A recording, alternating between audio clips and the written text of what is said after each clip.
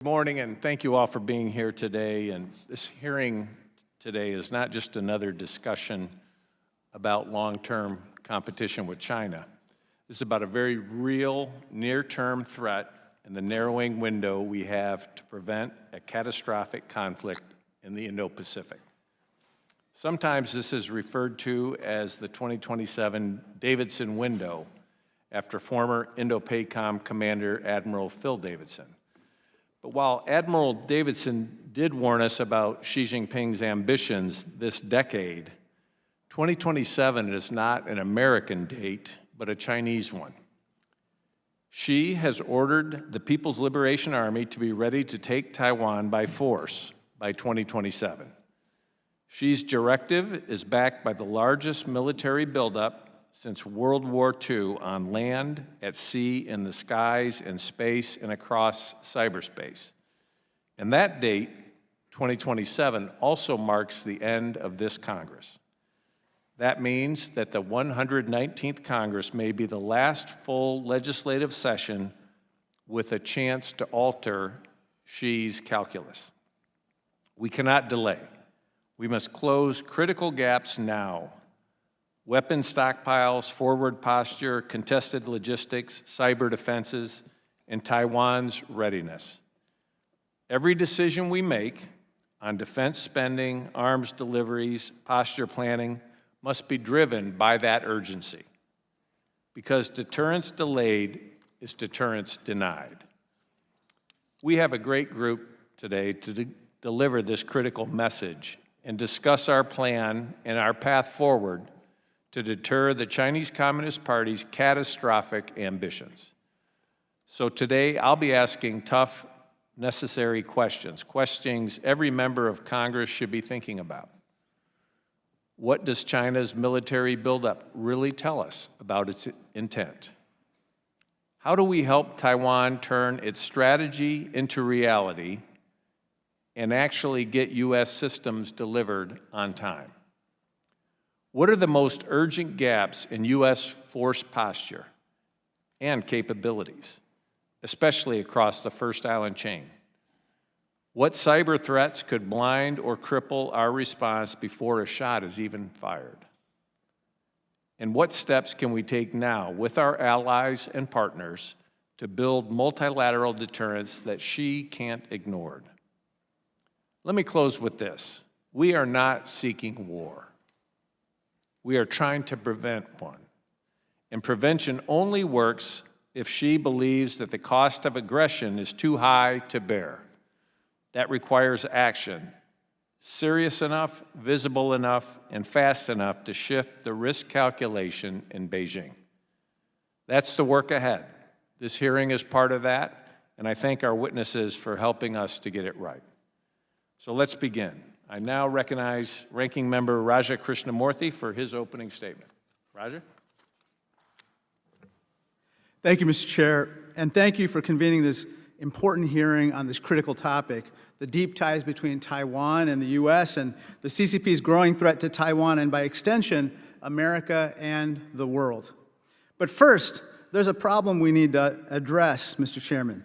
Americans don't know much about Taiwan. Take this scene from the latest season of the hit HBO series White Lotus, which takes place in Thailand, but one of the leads, Victoria, confuses it for somewhere else. We're here to check out this meditation center because I'm gonna live there for at least the next year. You want to live in Taiwan?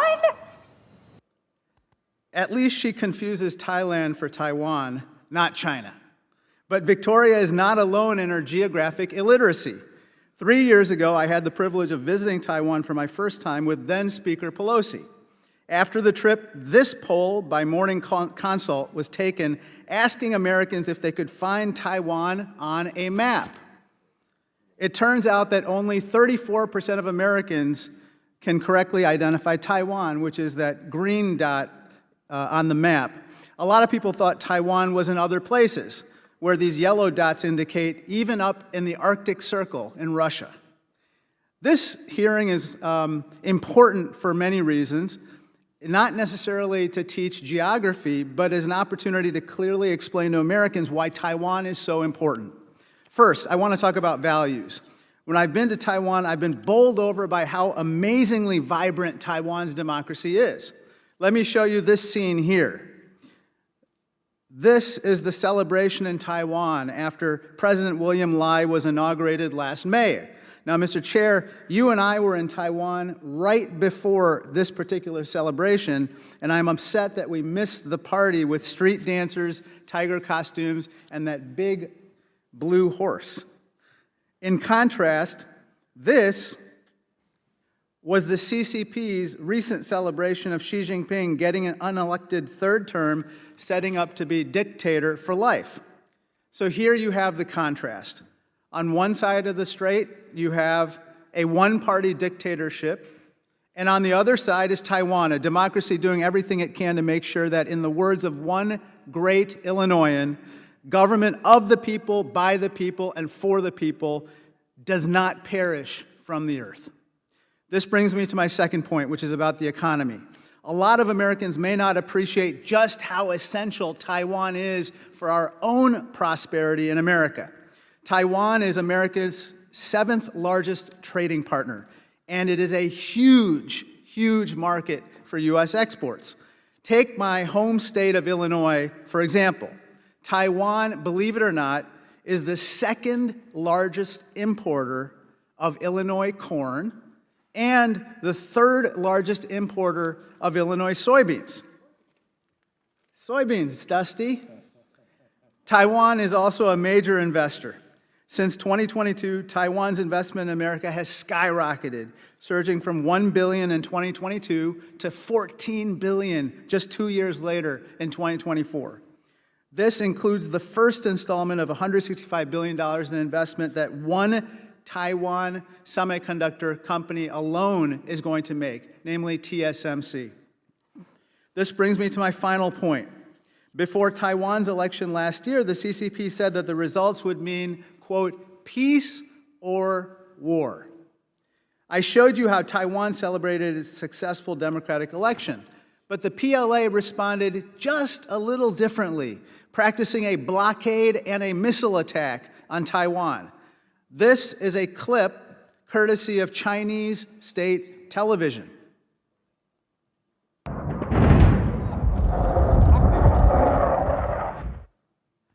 A little ominous, if you ask me, but that's how they greeted the results of the election. We know that Xi Jinping has ordered the PLA to be ready to invade Taiwan by 2027, and that clip gave you a visual of what a prelude to a possible invasion could look like. According to a recent study, a conflict over Taiwan would be absolutely devastating for the world.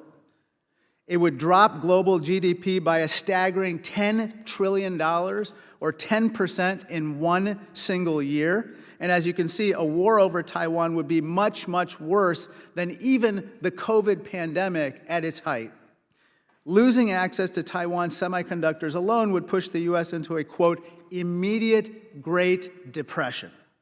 People would die, and our economy would crash. America, as the chairman mentioned before, America does not want a war over Taiwan. A CCP attack on Taiwan would be unacceptable for our prosperity, our security, and our values.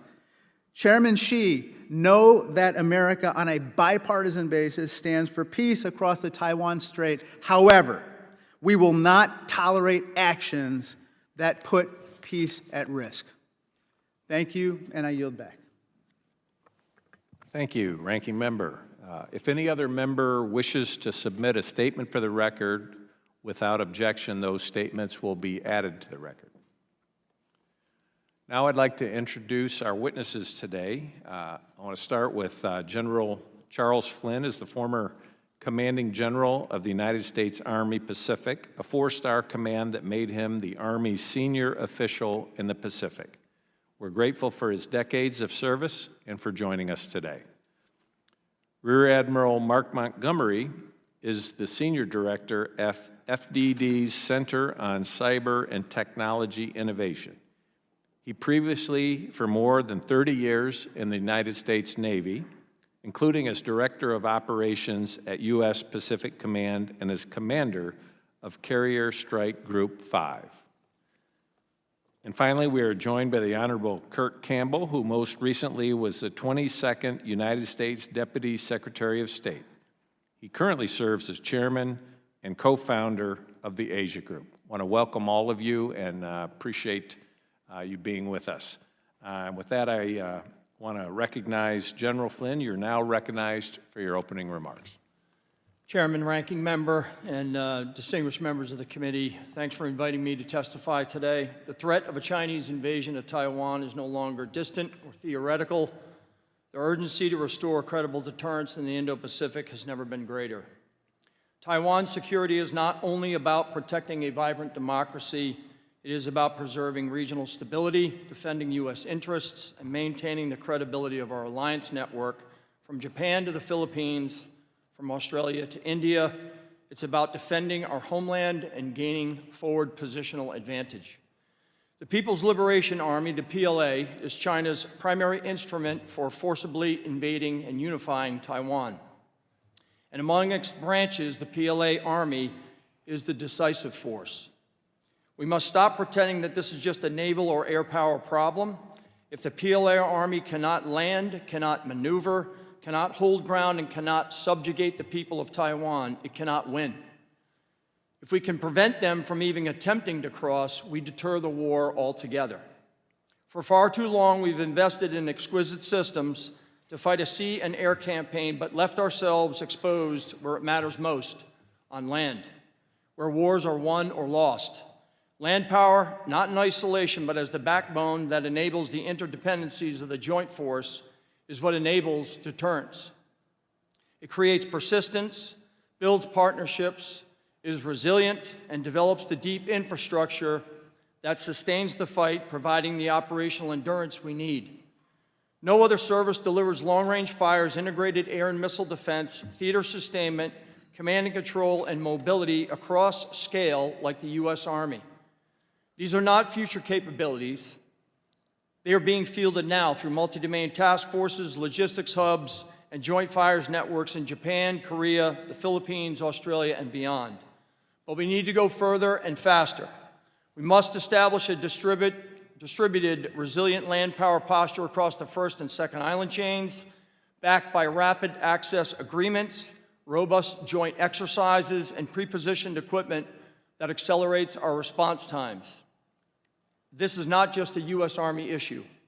Our most capable partners in Asia, Japan, South Korea, the Philippines, Australia, India, and Indonesia, all field large and capable armies.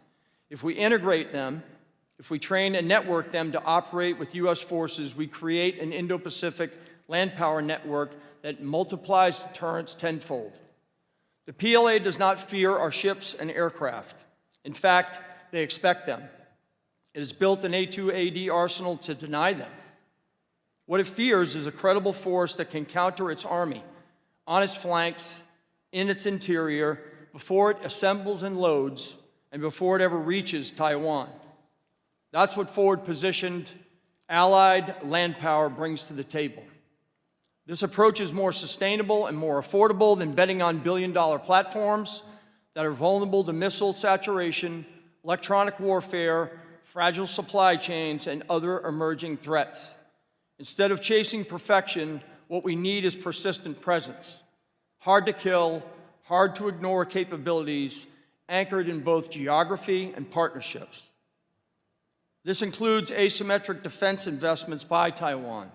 I support President Lai's emphasis on mobile survivable systems, but these must be paired with deep civil-military integration, reserve reforms, territorial defense strategies, and above all, training, and more training. A resilient society helps deny the PLA the quick, clean victory it seeks and shifts the cost calculus back onto Beijing. Now, how do we operationalize this? Let me highlight 3 key Army capabilities that matter most in the Indo-Pacific. First, mobile ground-based strike systems like Typhoon and HIMARS can disrupt PLA planning and decision-making. We need more of these, longer ranges, reloadable, mobile, and fully networked into a joint fires web. Second, the Army's multi-domain task forces. They bring together long-range sensing, cyber, space, AI, electronic warfare, and fires into a seamless operational construct. These units provide targeting, deception, and control across all domains and must remain a top investment priority. Third, none of this works without sustainment. The Army leads in logistics, medical support, engineering, depot-level supply, maintenance, and inland transport. It's the backbone of the entire joint concept. Without Army sustainment, agile combat employment from the Air Force and expeditionary basing cannot function. We must push forward AI-enabled manufacturing, co-production, maintenance, and pre-positioned stocks now, not later. Army forces also build lasting regional partnerships that no other service can. These relationships secure terrain, both physical and human terrain, and they build the security architecture that binds the region together. That's real deterrence. So I'm going to urge this committee to consider a strategic realignment, expand joint campaigning with Army-led partners, invest in long-range precision fires, integrated air and missile defense, AI, EW, resilient networks and theater logistics, build and strengthen the land power coalition that already wants to work with us, and recognize the PLA Army as the decisive threat vector for Taiwan. You can't invade Taiwan unless you can generate an invasion force, and that is what we must prevent. So let me close with this. Deterrence is not a speech and it's not a flyover. It's not a sanction or a carrier patrol. Deterrence is the sum of this equation: posture plus capability plus messaging plus will. It requires persistent presence, it demands deep partnerships, and it is the certainty in the mind of the adversary that aggression will fail.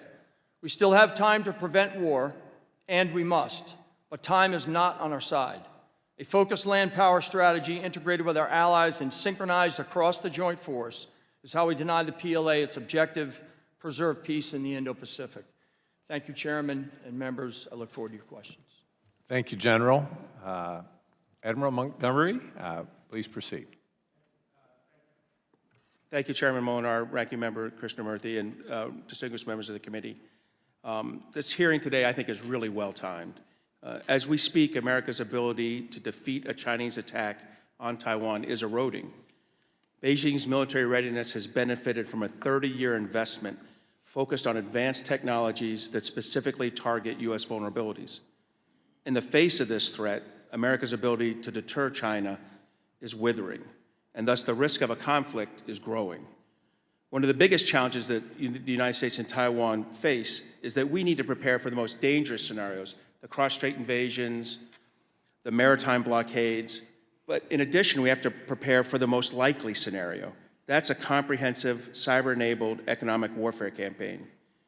Because a cross-strait invasion or blockade would cause the most destruction on Taiwan, I think Beijing will want to force Taiwan's capitulation through less drastic methods, like a comprehensive pressure campaign that targets the financial, the energy, and the telecommunication sectors. And I think this will be facilitated by malicious cyber activity and military feints that further stress Taiwan's societal resilience. And back here in the American homeland, China is also going to employ the same malicious cyber activity to weaken our critical infrastructures and paralyze our American military mobility and readiness. China is also certain to conduct influence operations aimed at weakening Taiwanese and American public support for action and freezing our national security decision-making processes.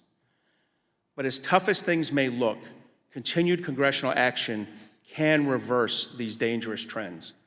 My written testimony identified 20 recommendations across two broad lines of effort that Taiwan and America can take. That first line of effort is about siege-proofing Taiwan and enhancing its ability to defend itself, because no country can or should do more to prepare Taiwan to defend Taiwan than Taiwan. To confront the most dangerous scenarios, Taiwan has to properly resource its military forces. That means Taiwan needs to spend 3% of their GDP on defense this year, and they need to increase defense spending to 5% of GDP by 2028. And this money should be used to build both counter-intervention ground forces to oppose that cross-strait invasion, as well as fund air and naval capabilities to oppose a blockade. Deterrence will only work if Taiwan credibly prepares for both of these most dangerous scenarios. But organizing and equipping Taiwan's forces will also require the United States to be a better, more effective partner. The stories of egregious foreign military sales delays are not anecdotal. They're persistent. And alongside that foreign military sales, the U.S. should maximize its military assistance to Taiwan through FMF, Presidential Drawdown Authorities, and Congress's new Taiwan Security Cooperation Initiative. Taiwan is too small to handle the Chinese challenge alone. We should also pre-position munitions in Taiwan by establishing a stockpile program similar to the ones that we have in Israel and Korea. And we should expand our joint training and exercise programs. And I'd start by growing the joint training team developed by General Flynn out to about 1,000 people. Alongside this military-oriented preparation, Taiwan also has to prepare for that most likely scenario, a cyber and economic campaign designed to break Taiwan's societal resilience and force Taipei to bend the knee without a damaging ground war. The second line of effort is about us, protecting America's ability to respond to and win a war in the Western Pacific. China is pre-positioning disruptive and destructive cyber capabilities in U.S. critical infrastructures. They're also developing cruise ballistic and hypersonic missiles that can impact the U.S. homeland. Beijing wants to disrupt America's ability to fight, and we must not let that happen. In the cyber realm, the United States needs to improve the security of our rail, aviation, and port sectors to ensure that we can reliably move forces from forts to ports. Congress should investigate using the National Guard to conduct some of this defense of America's critical assets. Similarly, we need to build our societal resilience against Chinese malign influence. Last year, Congress wisely took a critical step by requiring the sale of TikTok. Any White House effort to save TikTok must ensure ByteDance is divested of its control over the TikTok algorithm. In missile defense, the Golden Dome effort could be a great first step if it focuses on a long-term, space-based approach to defending the homeland. And we need to double down on America's investments in hypersonic defense. At this moment, we have no answer to Chinese maneuvering hypersonic missiles. Finally, we need to create an independent cyber service in order to maximize cyber force generation and allow U.S. Cyber Command to compete with China's exploding cyber capabilities. Thanks for the opportunity to testify. I look forward to your questions. Thank you very much, Admiral. Dr. Campbell, the floor is yours. Thank you, Chairman. Thank you, Ranking Member. Let me commend this committee for the manner in which you've undertaken your business. It's been bipartisan in an environment that there's scarcely very much cooperation. The work that you've done has been path-breaking and informed our work over the last several years, and it continues today. And I want to just suggest to you that it is a model of how we should undertake our work. It is also the case, first of all, I'm grateful to be joined with such wonderful patriots who've devoted so much of their careers not only to the maintenance of peace and stability in the Western Pacific, but also to American power in the Indo-Pacific. I will say that this peace and stability which we enjoy across the Taiwan Strait is largely a result of legislative action. This is the example of legislative leadership, beginning with the 1979 Taiwan Relations Act, continuing with the work subsequently, enhancing Taiwan's defense capabilities, ensuring that both parties remain vigilant to the threats and the challenges, and that we stand firm behind Taiwan. So that needs to continue. I think it's critical and vital. Second point, just very quickly, the ranking member described Taiwan. The truth is this is an enormous achievement by the Taiwanese people, but we should take some credit for that. What Taiwan has achieved technologically, democratically, the resilience of their society. To be honest, I can remember visiting several years ago during a very difficult election period thinking, oh my gosh, look at the challenges that they're facing. Their democracy in many respects is more resilient than our own.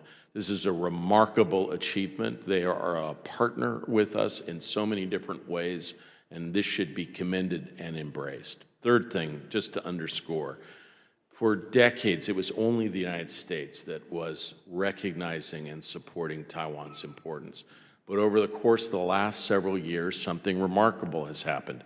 Many of our allies and partners are joining with us in engaging Taiwan, and they are speaking out publicly that they too have an interest in the maintenance and peace and stability across the Taiwan Strait. Now, the gentleman sitting next to me can tell you all the important elements of deterrence on the military side.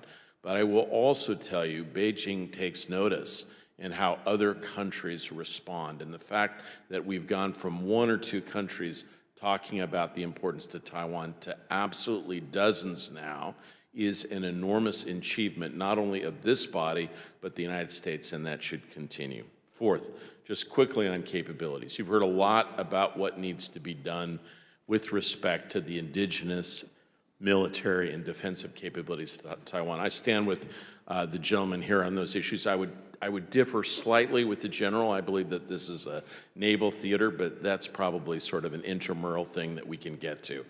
I'll talk to you mostly what I think is as important as anything else. The Taiwan Relations Act insists that we maintain the capabilities to maintain peace and stability, to respond to challenges in the Western Pacific. And I do fundamentally agree with my colleagues that we need to do more about our own capabilities. And I'll just, from my own experience over the past 30 years working on these issues, I'll just tell you where I think the big issues are focused.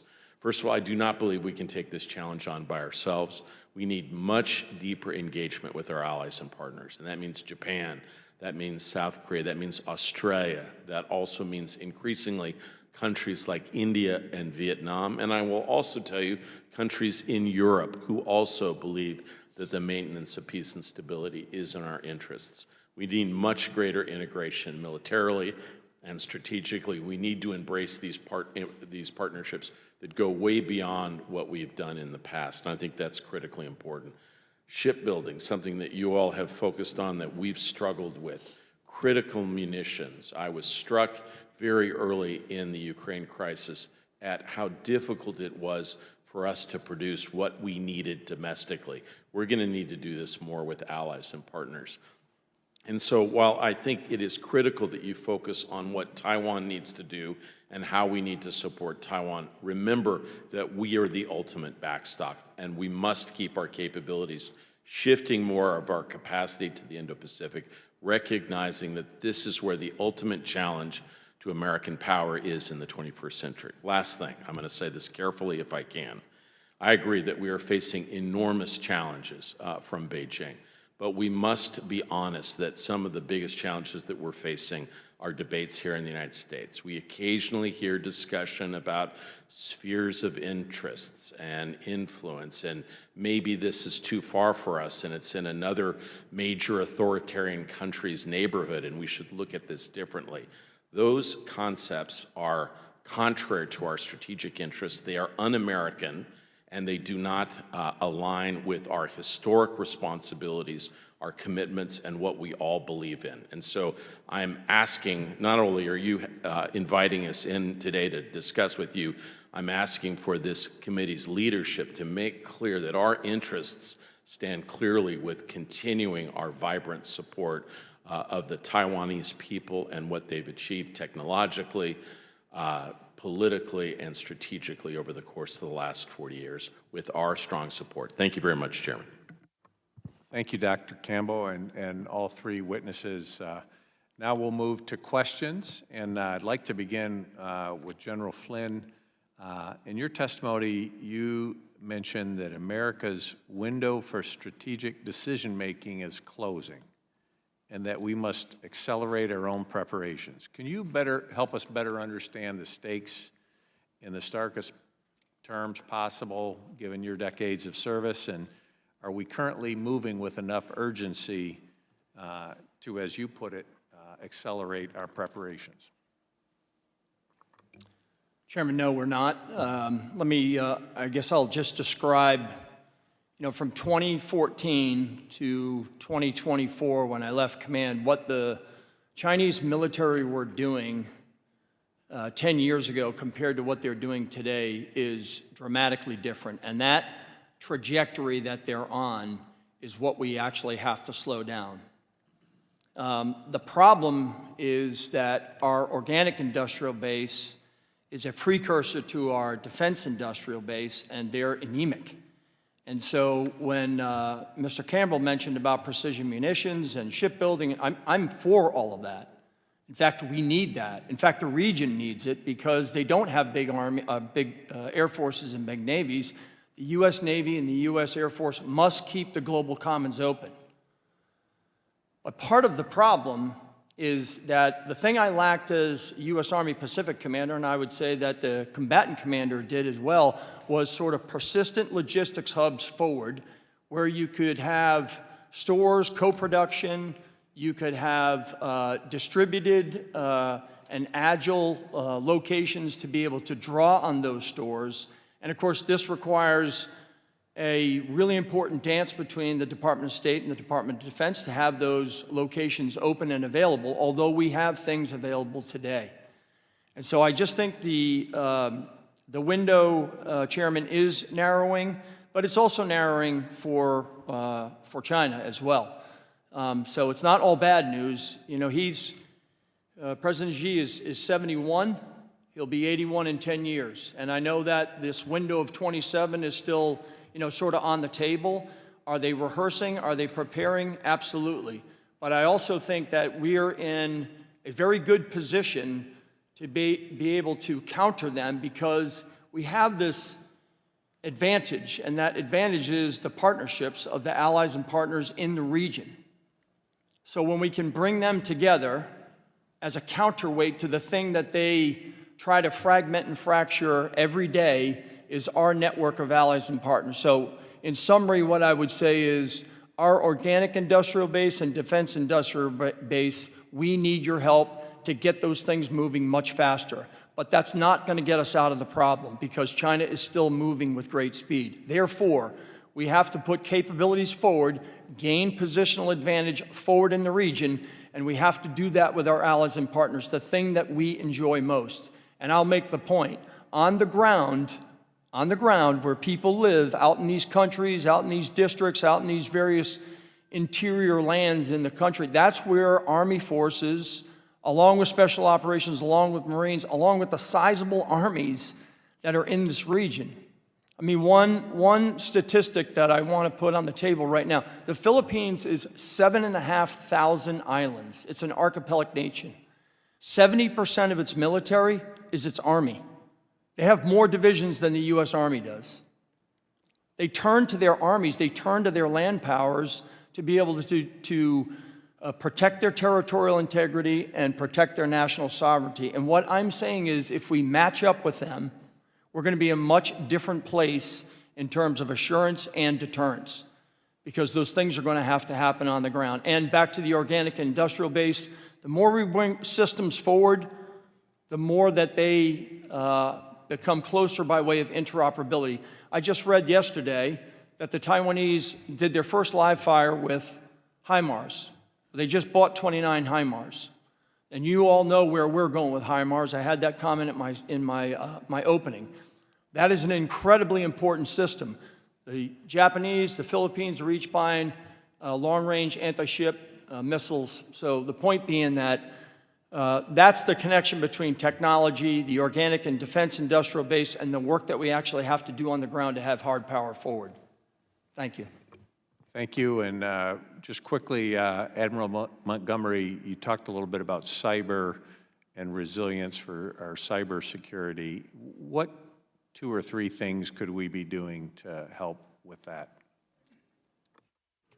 So the most important thing for us is to get our rail, aviation, and port systems secure. And the way we do that is through legislation. And that legislation will need to address and appropriations. It'll need to address the sector risk management agencies. That's U.S. Coast Guard, Transportation Security Agency, and FAA. These are not normally what you think about in a war with China, but they're going to be the front line in the war with China. They have to be properly resourced in order to build the partnerships with the critical infrastructures. And the other problem we have is these ports, rail systems, and aviation, we're not talking about, these are county executive, county and state-run authorities. They don't have 2 wood nickels to rub together. They're going to need access to grant programs to fix the problems. As long as they do an assessment according to a government standard, find that flaw and fix it. But the government's going to have to get involved in this because the military needs these systems to function so that we can get, as I said, from the forts to the ports and overseas. Thank you. Now I recognize Ranking Member Krishnamurthy. Thank you, Mr. Chair. I think people in my district and across the country are a little bit on edge economically today. They're worried about access to Social Security, Medicare, Medicaid. They're also worried about rising costs and a potential recession. But Secretary Campbell, I feel that U.S. economic ties with Taiwan are one of the few bright spots in an otherwise economically uncertain world. Wouldn't you agree with that? Very much so. And I would just underscore, as you yourself mentioned, what Taiwan provides to us technologically is unique globally. They are the most important ingredient in the global economy with respect to TSMC. But unlike other countries that would hoard those capabilities, as you well understand, they are building fabs now as we speak in the United States to help with that supply. They are really an outstanding partner. I think they believe fundamentally in the partnership with the United States. I completely agree that their role in the global economy should not be underestimated. Let me show this graph. It shows the remarkable increase in Taiwan's investment in America in recent years, which, as I mentioned before, spiked to $14 billion last year, but this is just the beginning. Apparently, the numbers are going to skyrocket, mostly helping my colleague Greg Stanton in Arizona, but basically, they just announced $100 billion in further investments, TSMC did, in the U.S., which will allow us to produce 30% of the world's most advanced semiconductors shortly. Let me turn to my next topic.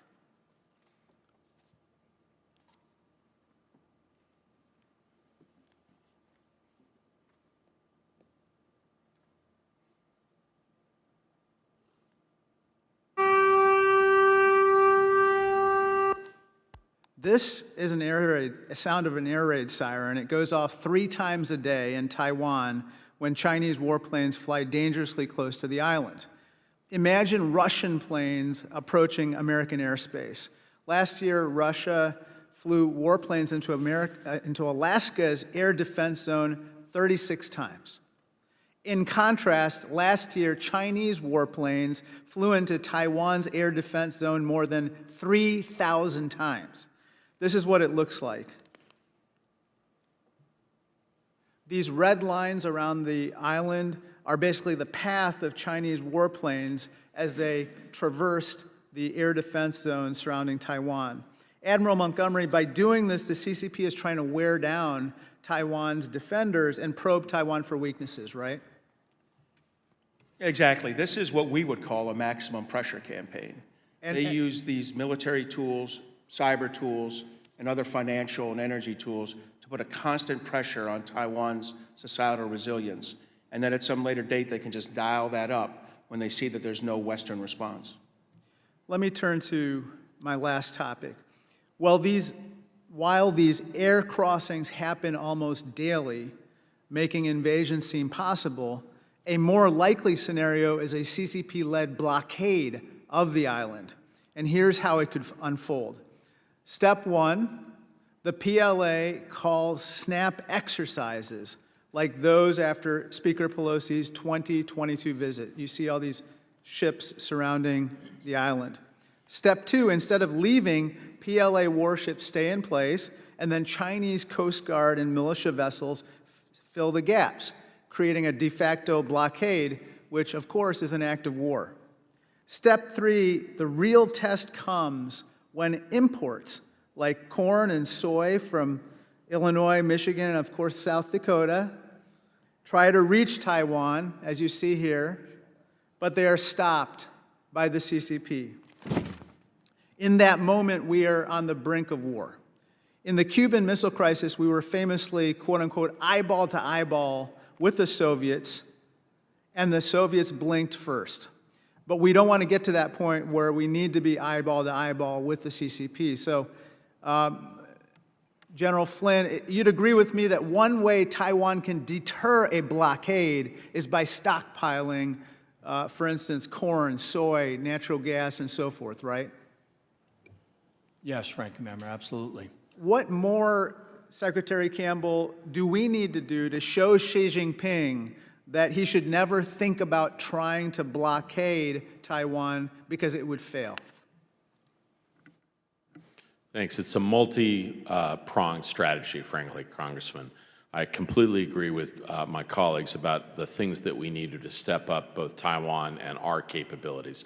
I will say that deterrence comes with a recognition that if such steps were taken, that China would face the most brutal financial steps taken against it, not just by the United States, but by other countries as well. We also need more stepped-up military capabilities. I think the scenario that you paint, Congressman, is the most likely. Our answer to that, frankly, is our submarine force more than anything else. It is our jewel in the crown. What you all have done recommending that more steps be taken here. I'm a huge supporter of AUKUS. I believe if the United States, Australia, and Great Britain can step up our joint capabilities, that is a major deterrent. We need to keep that area of advantage where we are still 10, 15, 20 years ahead of Beijing and in operating in the undersea domain. As long as we have that, it would be very difficult to effect a successful blockade against Taiwan with those capabilities. That's the area that we need to double down on. Sir, if I could add one cost-free idea, we need to begin practicing escorts and reflaggings with Taiwan. The other, you didn't mention it, but LNG, liquid natural gas, is the real, I think that's the first thing that's going to tighten them up during this. And we need to, ahead of the event, do reflagging and convoy escorts with the Taiwan Navy, practicing with LNGs, and even try to pull the Japanese into that as well, who are equally vulnerable to this. To me, that's a good cost-free way of signaling to China, we're not going to let this happen. I would add that the picture you paint also is why it's so important for training on the ground in Taiwan for them to be able to see that picture and then be able to paint what they can do by way of countermeasures.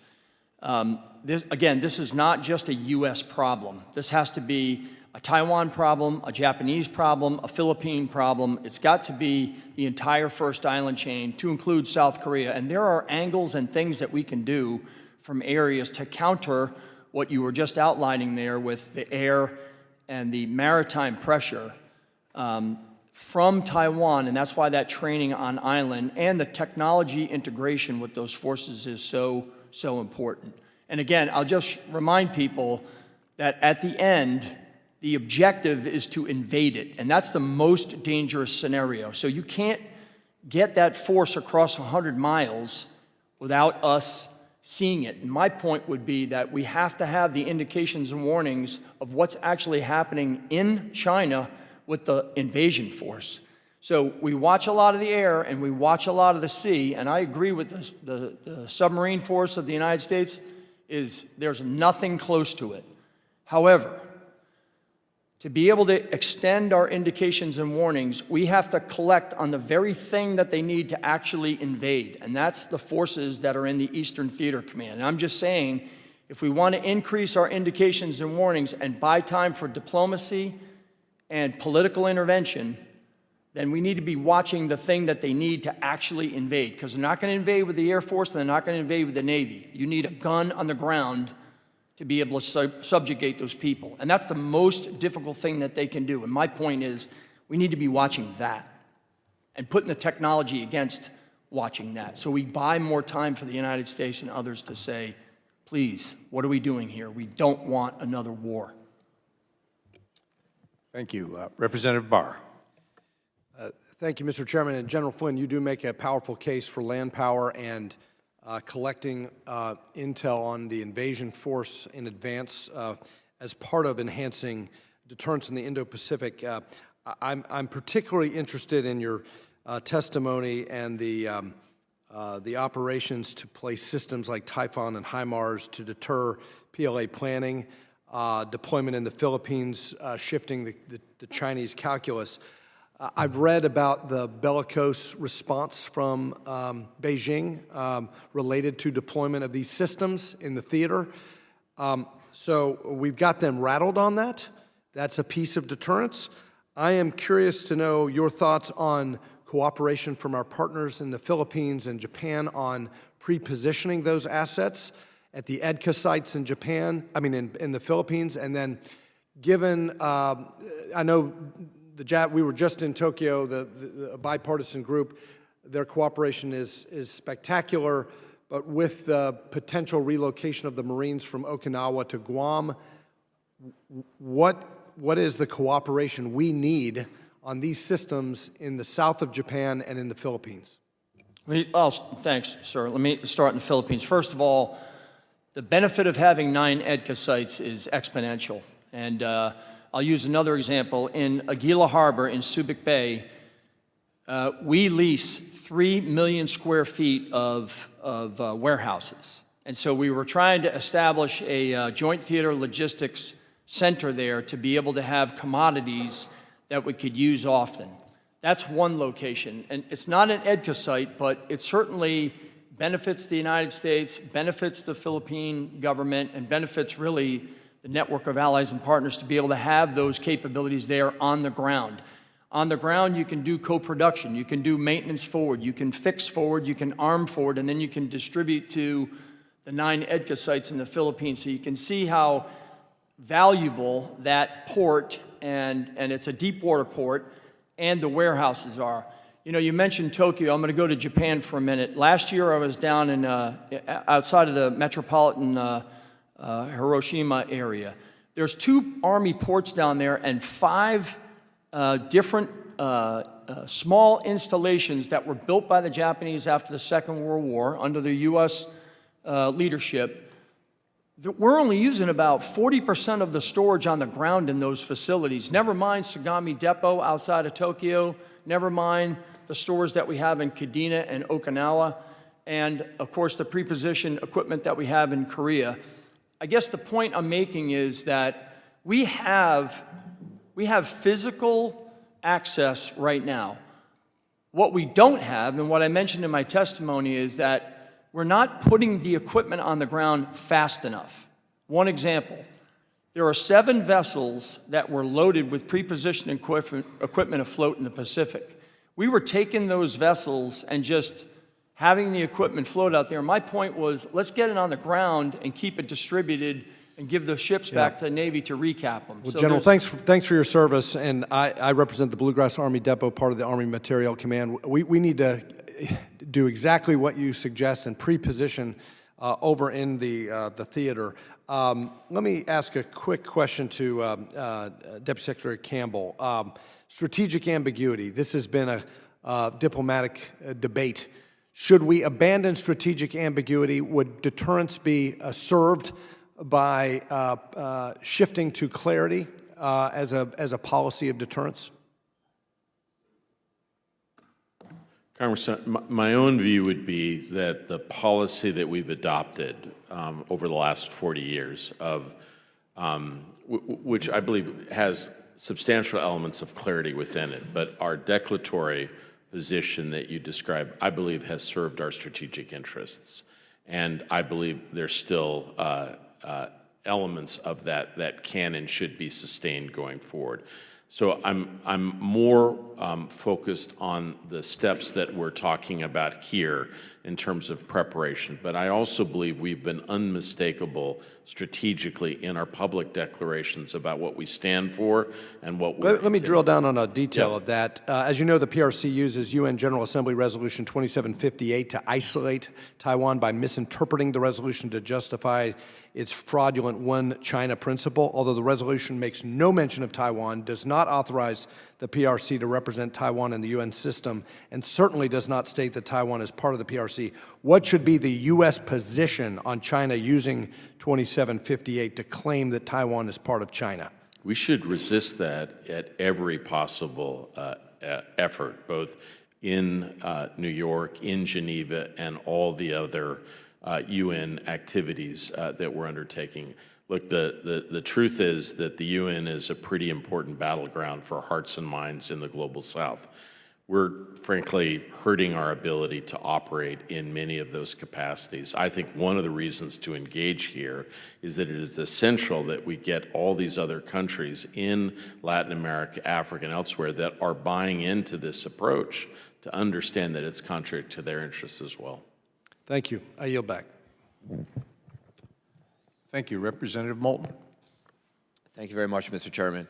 And I want to thank the distinguished witnesses for your years of service to our country.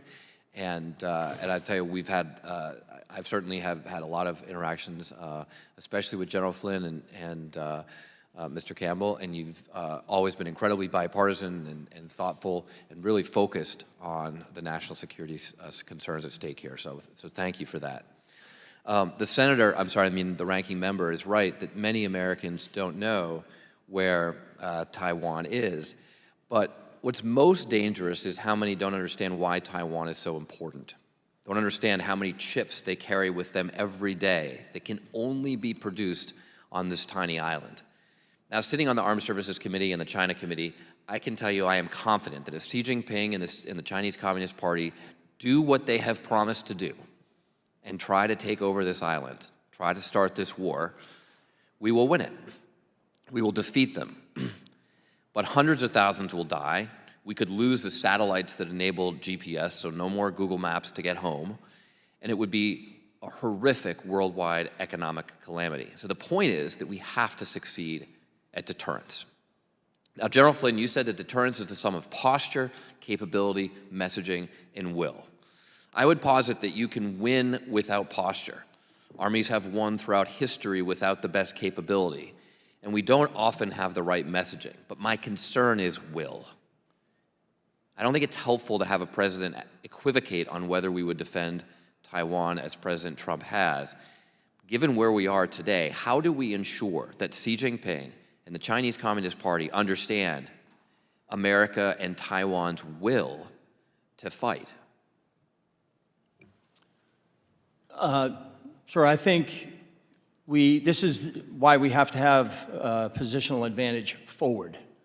There's no substitute for hard power being forward. And as cited earlier, the Typhoon system and others that are in the Philippines, they get the attention of President Xi.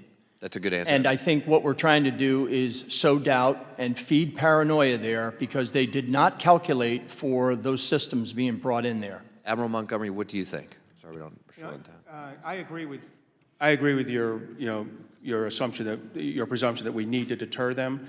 What I would say is that I do think that the real deterrence is us in Taiwan becoming more integrated. I don't share General Flynn's optimism about Japan, Philippines, Australia actually contributing. They may give us access during combat.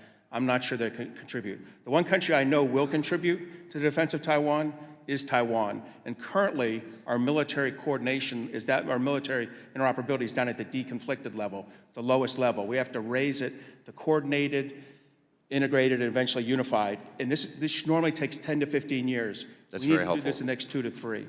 Thank you, Secretary Campbell. Frankly, I'm much more optimistic about the role of our allies. I've seen over years countries like Japan, Australia, South Korea, even. Okay, but how do we reinforce this will? Are you talking about the will domestically? Yes. Frankly, hearings like this, we need much more discussion. Frankly, just having people understand that our economy grounds to a halt without our access to the key technologies of Taiwan. This is an educational effort. I will also say I think the real strength of what we've seen in our engagement in the Indo-Pacific, it has been largely bipartisan.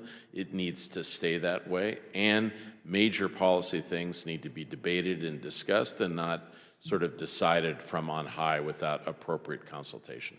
Thank you. Just a quick diversion to Admiral Montgomery, your comment on Golden Dome, because I think it's really important that we're investing in the right things here. How long will it take us to design, build, and deploy this capability? Look, if we do it right, we're going for the long term. The worst thing we can do right now is go by. It's been estimated 15 years. How long do you think it will take our adversaries to So I think to get around? a space-based system is now 5 to 8 years away, and they would be both search and tracking. If one of our adversaries is willing to launch a massive attack against us, which this system is designed to stop, thousands of intercontinental ballistic missiles, don't you think they'd be willing to detonate just a single missile to take out every LEO satellite, to take out that defense system? So this is not about stopping a nuclear exchange. What will stop a nuclear exchange is mutual assured destruction. are what we need Golden Dome for is the hypersonic missiles, cruise missiles, and and conventionally armed ballistic missiles that China and Russia are now building. What you just said, I think, is incredibly important, and it's lost on a lot of people in understanding Golden Dome. So thank you for that, Mr. Chairman. Thank you. I yield back. Thank you. Representative Dunn. Thank you very much, Mr. Chairman. I want to thank the witnesses as well for the testimony today. And let me just say, Mr. Chairman, you've put together an incredibly distinguished panel this morning. It's a real pleasure to drag myself out of bed just for a chance to talk to these gentlemen. It's incumbent upon us in Congress to decisively put a stop to the PRC's plans to forcefully annex Taiwan. Taiwan is our strategic partner, shares similar commitment to democratic values, and we cannot allow the PLA, PRC to continue to run amok, bullying and jeopardizing the security of our allies throughout the world. To accomplish this, we have to optimize and revitalize America's defense industrial base and the defense workforce to maintain competitive military readiness, and America has to close the gap in defense production capacity. Otherwise, our enemies, China, Iran, and Russia, will continue to threaten our allies throughout the world. As policymakers, we must continue efforts to establish comprehensive security strategy that prioritizes a ready military posture. And I'm a member of the NATO Parliamentary Assembly. I'll present a report on the need for defense industrial base shifts in America, Canada, and in Europe at the upcoming NATO PA Summit next week in Dayton, Ohio. The U.S. has to lead these global efforts, I think, including in cyber deterrence, strengthening partnerships, and I mean beyond the Five Eyes intelligence alliance to build collective defensive alliances.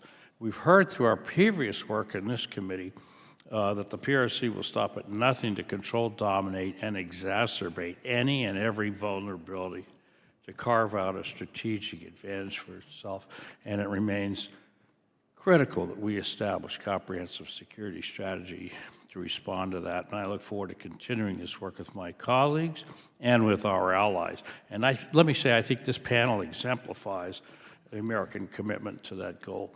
General Flynn, good to see you again, sir. First, could you talk about the critical infrastructure challenges in the Indo-Pacific and how they impact the military's ability to operate throughout the region? Admiral Montgomery mentioned, I'll just refer to them as power projection platforms. They're vulnerable. They're vulnerable to cyber attacks and infections, essentially, that are on those networks. I would also say that, as I mentioned in my remarks, because it's tied to the comment you're making, our ability to have the raw materials of steel, aluminum, magnets, batteries, even the microchips, as he held the phone up, Representative Moulton, right? Those come from the rare earth elements that we need. So we're not going to be able to get this organic industrial base back on its feet until we can gain access into those markets and make sure that we have those here. So the combination of our ability to project power is vulnerable from cyber, and then our ability to actually move the power is tied to our organic. Thank you for calling attention to the basics. I mean, it really is blocking and tackling. Sometimes it's not just, high tech. I do want to say also, Admiral Paparo, I'm sure you know, Commander U.S. Indo-PACOM gave China's armed forces last month high marks for their ability to prevent the U.S. forces from achieving air superiority in the first island chain. Do you think that's true? Yes, I do. Ouch. Hey, can I add to Yes, that? I think Admiral. that's true for the first 2 weeks. Our goal, and maybe only 1 week, our plan is to roll back Chinese aircraft. If we can't roll it back in under 7 to 10 days, in my mind, the ground forces that Charlie's been talking about, the Taiwan ground forces, will get overrun by a Chinese lodgment. So I think we really have to get it back pretty rapidly. We have to get it back, but the challenge that we're talking about is getting it back is at what cost? we have work to do. I do want to get to the Honorable Kirk Campbell, the one man who may have spent more time in Indo-Pacific than everybody else in the room put together. It's good to see you again, sir. Could you speak about how investing in our allies, partners, and particularly through infrastructure projects impacts America's competition with China, specifically in Indo-Pacific? Great, thank you, and I very much appreciate the comments that you've made, Congressman. I do want to just underscore one other point that was just made about investment into the United States. If you look over the last 5 years, the countries, by and large, that have dramatically increased their investment in our infrastructure in the United States, enhanced battery projects, semiconductors, just down the list. It's Taiwan, South Korea, largest investor of any country in the world in the United States, Japan, and Australia. So those trends are very positive. That work is well underway. I do want to just point out something that you I think, alluded to, but something that we have to take seriously in this forum. If you ask me, what is the most formidable partnership, militarily, strategically, on the planet today? It's not the United States with any of our allies. It is Russia with China. And the fact is, what China is doing to help Russia on the battlefield in Ukraine is truly concerning. But remember, it's the reverse that's going to affect us as well. Russia has capabilities, hypersonic capabilities, silencing of their submarines, things that they're going to provide to China that are going to provide a real threat to us. And so understanding that this relationship is affecting not only peace and stability in Europe, but in the Indo-Pacific as well. The only thing I would say, look, I understand what we're doing, trying to balance the books on some of our trade engagements. Frankly, I'm more focused on that relationship with Beijing than I am going around and hitting some of our allies really hard. I would be much more focused on seeing what we can do in partnership with them, infrastructure, technology, military. I'm more ambitious and more bullish about what we can do together. I think we've turned a corner with many of these countries who see the threats on the horizon, and frankly, they want to be with the United States, and I want us to be up to that challenge. You've given us sobering thoughts to leave with. I look forward to continuing this conversation. I yield back. Thank you. Representative Takuda. Thank you, Mr. Chair. General Flynn, aloha, good to see you here. So I sit on the Armed Services Committee, so I understand the need to be hawkish in this particular environment, but I have a basic question for the panel. Does China even need to invade Taiwan to achieve its reunification goals?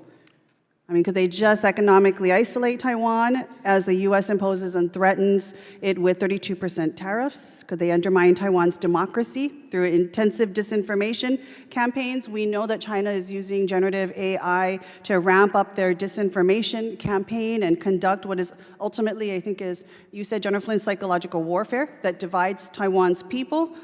We also recently shut down the State Department's Foreign Information Manipulation and Interference Hub, which was key for us to coordinate with allies and expose disinformation. We've also eliminated the U.S. Agency for Global Media that was our counter-messaging arm to get at this disinformation.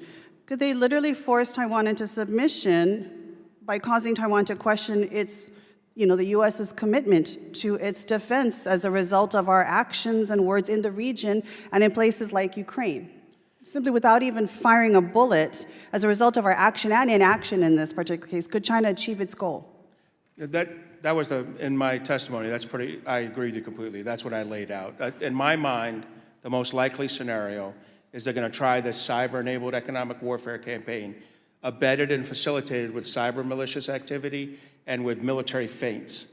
And what they do is just drive the pressure up on Taiwan and try to break their societal resilience. Taiwan, the President Lai and his team feel this is the most likely scenario as well, and they have set up a task force on societal resilience to deal with it. It includes information operations, cyber, financial, communications, and energy. We've run tabletop exercises in Taiwan and with the Senate Foreign Relations Committee looking at exactly this issue. We're happy to run them with you to show you exactly what will happen in an energy-driven, cyber-enabled economic warfare campaign. You're exactly right. If you don't, what I would say is that yes, However, the threat is very real. So from a military perspective, we have to take the actual military instrument that they have built and what they do with it, and we have to counter that. So the ultimate, the goal would be to subjugate Taiwan without invading. However, we cannot discount the threat that they pose by what they do with their air, maritime, and ground forces, or cyber, space, et cetera. So that has to be countered in a very real way, and that's my position is forward positional advantage gives us hard power forward to deter that. Absolutely. Maybe, Dr. Campbell, if you could elaborate briefly, you mentioned the China-Russia relationship. In this area in particular, are we underestimating that particular bond and their ability to use their joint assets to really come at Taiwan and create this divide? Yeah, at the same time that Russia is deeply and actively engaged in this brutal, illegitimate campaign in Ukraine, they're also increasing their operational dynamics with China in the Western Pacific, operating around Japan, in the Taiwan Strait. You've seen statements from Russia indicating that they would be prepared to potentially participate with China in actions there. Look, I agree, ultimately, we've got to step up our deterrent capability, but I would also say the real challenge that we face, if we have a faltering of our will, if we have statements that somehow, gee, we're not as interested in this, or gee, let's figure out how to get along with Xi Jinping. Ultimately, what that will lead to are questions in Taiwan about the United States, about our role and our commitment. And that's what China wants. That's what China wants, is not to cut a deal with us, but to have us signal somehow that we're waning in our commitment, and they will then use that to go to Taiwan and say, see, your backer has lost its will. That is why the work of this committee is so important. Well, you set me up for my next quick question, because I know I'm running short on time. I mean, clearly we know this. The CCP is the single greatest threat to global peace and security. We all agree on that. But across the world, we also know right now our allies and our partners are increasingly worried about us. A poll this spring in Japan showed that 48% of Japanese respondents believe that the international community cannot rely on the U.S. A shocking 77% doubted that they would come to Japan's defense in an emergency. In Taiwan, a poll showed similar trends. Over 57% of Taiwanese respondents felt that the U.S. was no longer dependable, and a Brookings poll showed similar declines in perception and trustworthiness, dependability, and favorability in South Korea towards the United States just in the last few months. Given this lack of trust, given the talk we had about the willingness to fight that Representative Moulton talked about in our allies and partners and in Taiwan, does this concern you that these perceptions are there in the first, second, and third island chain? Is that to me? Whoever wants to answer. I know I'm short on time. I mean, what I would say is on the military side, that's not what I've seen. I've seen nothing but strengthening in our partnerships. The fact that we are actually there and that confidence that's gained by us being in those locations, I've seen nothing but a tightening of that, at least the military-to-military partnerships. And in a period of time when diplomacy is fractured or there's political fracturing, this is the power of having a mill-to-mill relationship and being able to overcome some of those rough waters. Yeah, Mr. Chair, I know I'm out of time, but I will just say, again, this is public perception, not the military action. It's what I'm getting at. The war will be fought on multiple fronts. We are secure in the defense side, we know that, but it's the war of the mind, and it's the war of the people and their will. I would just say right now, I think the biggest challenge we face in terms of maintaining peace and stability is if our allies and partners lose confidence that we are the America with all of our warts and flaws that they've known for the last 40 or 50 years, and that we're backing away from our commitments to the maintenance of peace and stability.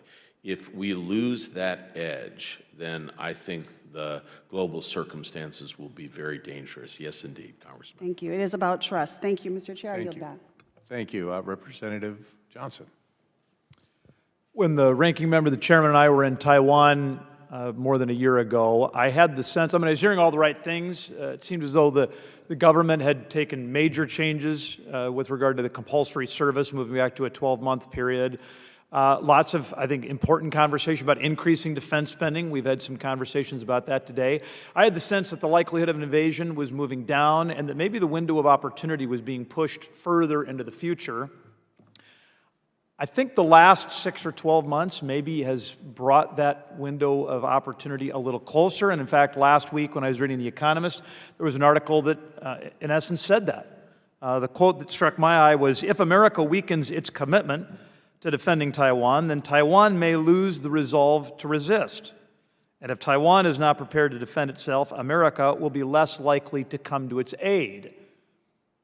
I think that in my mind that really brought forth this idea that the will of our country and theirs interacts with one another, and we can get kind of a dismal feedback loop if there isn't the will to fight and, of course, the capability to fight. So, General Flynn, I know you're not an expert on politics, but you talked about the President Lai understanding the importance of mobile survivable systems. Of course, Taiwan's a split government. It's always a little harder to get things done in that environment. What is your assessment? I mean, is there broad consensus around that idea? Thanks for the question. The way I would frame it is this way. I get asked the question a lot about their will to fight. I don't know, because until somebody puts a bullet through the person next to you, you're not sure if they're going to fight. But what I can tell you is this. In my view, over the last 3.5 to 4 years, their will to prepare, like to go to practice every day and to train and to get better, from the political side and the military side, in my view, that is moving in a very, very positive direction. We have momentum, and we can ill afford to lose the momentum. And therefore, being able to give them a system, like a HIMARS that I mentioned, that's interoperable with our systems, then we have a much easier way of being able to network these forces together so that they can do the things that they must do, enabled by the United States. But is everybody on board with that? I mean, I know in years past there was a sense that maybe the military and the government was more interested in exquisite systems, right? Really expensive, shiny platforms.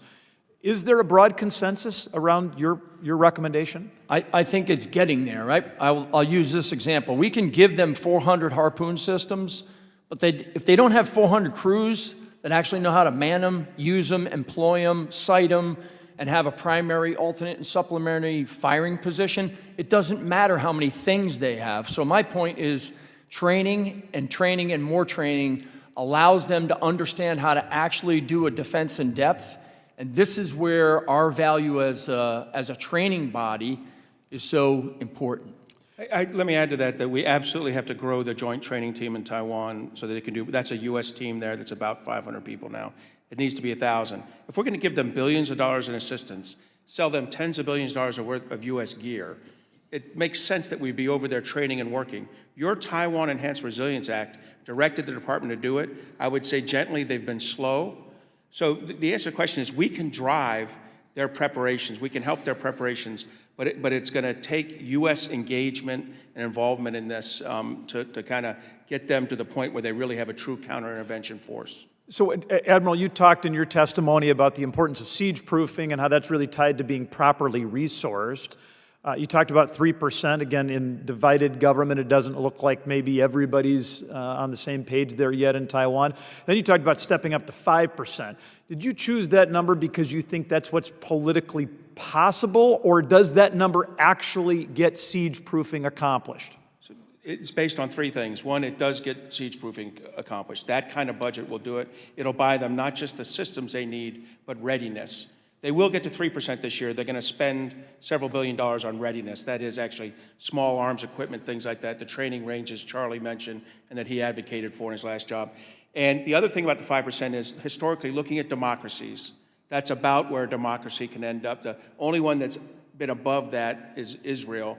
And in fact, it went below it before October 7th. I mean, it is aggressive, though, right? I mean, the United States is there. Poland, I think, is now there. But is kind of anybody else at 5%? We're not there. We're 3.4%. Oh, yeah, right, sure. So, South Korea, in some respects. South Korea is 3.5%. 5% is going to be the three Baltic states, Poland, Israel, and Taiwan when they get there. One last thing I'll say is, I keep hearing like people in the administration say 10%.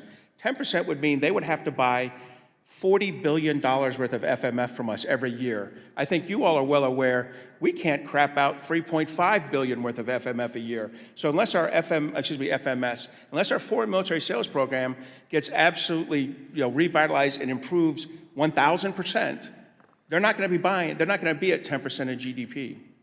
Thank you, I'll add one thing about, so part of that lift in their investment is also, there's some indigenous capability that they need to get up and running right now in Taiwan. So it's not just about bringing stuff in from outside. It's also about them creating the capabilities inside to be able to feed their stocks and stockpiles and stores and have some reproduction and manufacturing capability forward.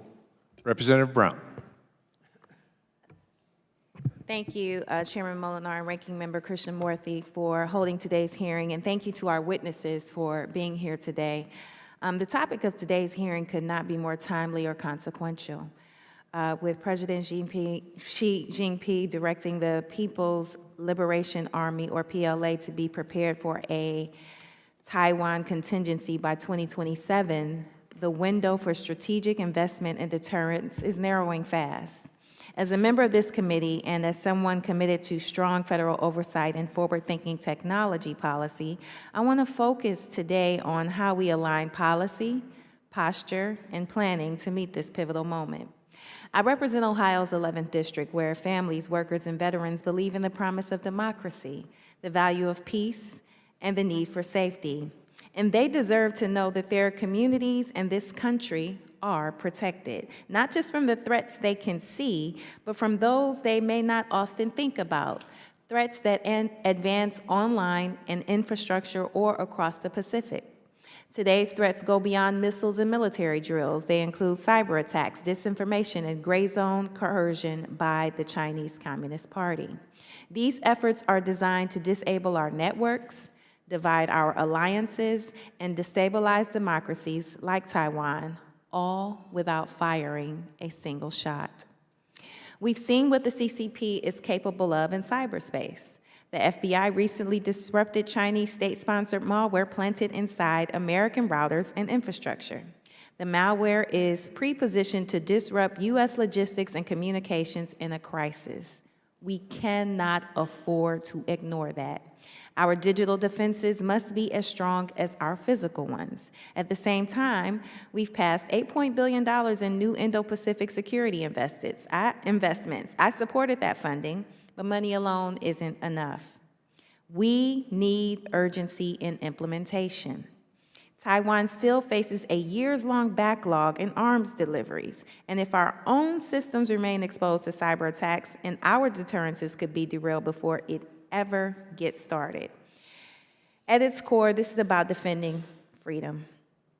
Taiwan is a vibrant, self-governing democracy, and the CCP's aggressive posture, military, economic, and digital, isn't just a threat to Taiwan's autonomy. It's a challenge to the idea that free people have the right to choose their own future. That principle is worth standing up for, and that's why today's hearing matters. So, General Flynn, you've spoken about the role of Army forces in the Indo-Pacific. Given growing cyber threats to our logistics and communication systems, how should Congress support efforts to harden military infrastructure and ensure our forces and our allies can operate even under cyber duress? So a couple of ways. First of all, having cyber support teams forward, again, as part of the multi-domain task forces that I mentioned. Each one of these countries also, including Taiwan, they're looking for how to organize their forces to do that, and then also how to, improve their tactics and techniques on how to operate in the cyber domain. Just the simple act of being able to perform forward to be able to do that is incredibly important. And then, of course, being able to share information, intelligence, and some of the nefarious activities that are going on their networks with these countries is incredibly important. And it also shows the value of what we offer them by being able to see a broader landscape of what's actually happening against their vulnerable networks and those vulnerable points with which they are attacking. Thank you. Deputy Secretary Campbell, what more can the United States do either through diplomacy or regional coordination or otherwise to counter cyber-enabled coercion and disinformation from the CCP? And how are we working with allies in the region like Japan, the Philippines, and Taiwan to ensure gray zone attacks result in real consequences? Yeah. Great. Congresswoman, can I just commend you on focusing on this critical dimension? My colleagues have already mentioned it. The cyber dimension is the area that, frankly, we have not been as attentive to. I think we've doubled down with the support of this committee and others on working on our own defenses. The challenge is that, as you point out, some of the areas where we are most vulnerable requires a partnership between, frankly, the U.S. government and private entities. Some of that work is, frankly, yet to be done. It is also the case that some of our closest allies face similar cyber challenges from the PRC and other actors. We've increased our ability to work with those countries. I think we've been able to address some of the challenges, rebuild systems with greater resilience in them. But at the same time, I would just have to say that this is a work that is barely in progress, that needs much more effort over time, and you're absolutely correct. We can take all of the steps that we're discussing here, but a few flips of a few switches in a couple of places in Beijing can basically disable some of the things, the critical infrastructure in the United States, which is frankly essential to our ability to respond.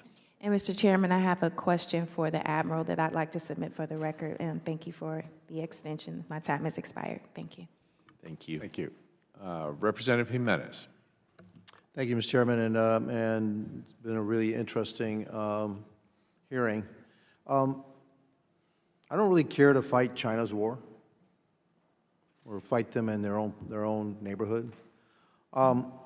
And please correct me if I'm wrong, but would you say that China's weaknesses are food, energy, and exports? Somebody want to debate that? I would. Okay. You think they are capable of producing all the food they need? No, they're not. Are they capable of producing all the energy that they need? No. And the export, they have a totally dependent economy based on exports because their capacity to produce far exceeds their capacity to consume. Is that correct? I would agree. So would it behoove us to take the fight further out? In other words, if they want, you talk about blockading Taiwan, what do we blockade them? But not right next to them, but blockade them way out. All right, so you can't get their food supply, they can't get their energy supply. And what if we develop partnerships, mainly with Europe, and say, if you indeed attack Taiwan, then we'll put an embargo on your exports and wreck their economy. Would that be a deterrent? Yeah, I think it would be. I think we've been looking at what kind of economic security authorities we should pass ahead of time. In other words, I think it's incumbent on Congress to say to the President, if these things happen, this is what we expect, these are triggered. If you do that, that's that strong deterrent effect that says to China, if you attack, you will feel this economic pain. And I do believe that we could use legislation to then pull in our allies and partners to agree to that and create the kind of deterrent effect that gets at exactly what you want, which is pre-boom. Yeah, if you don't mind, that's why I think these relationships that I'm talking about, like, we're talking a lot about Taiwan. I mean, maybe because the hockey playoffs are going on. Like, Taiwan's like the puck, but there's a whole game going on around, and the movement elsewhere in South Asia, the work we're doing with India, Thailand, Vietnam, the work that we're doing with ASEAN countries, the work that we're doing out in Oceania, the work that we're doing in Northeast Asia, all of these areas are having massive pressure put on them by China.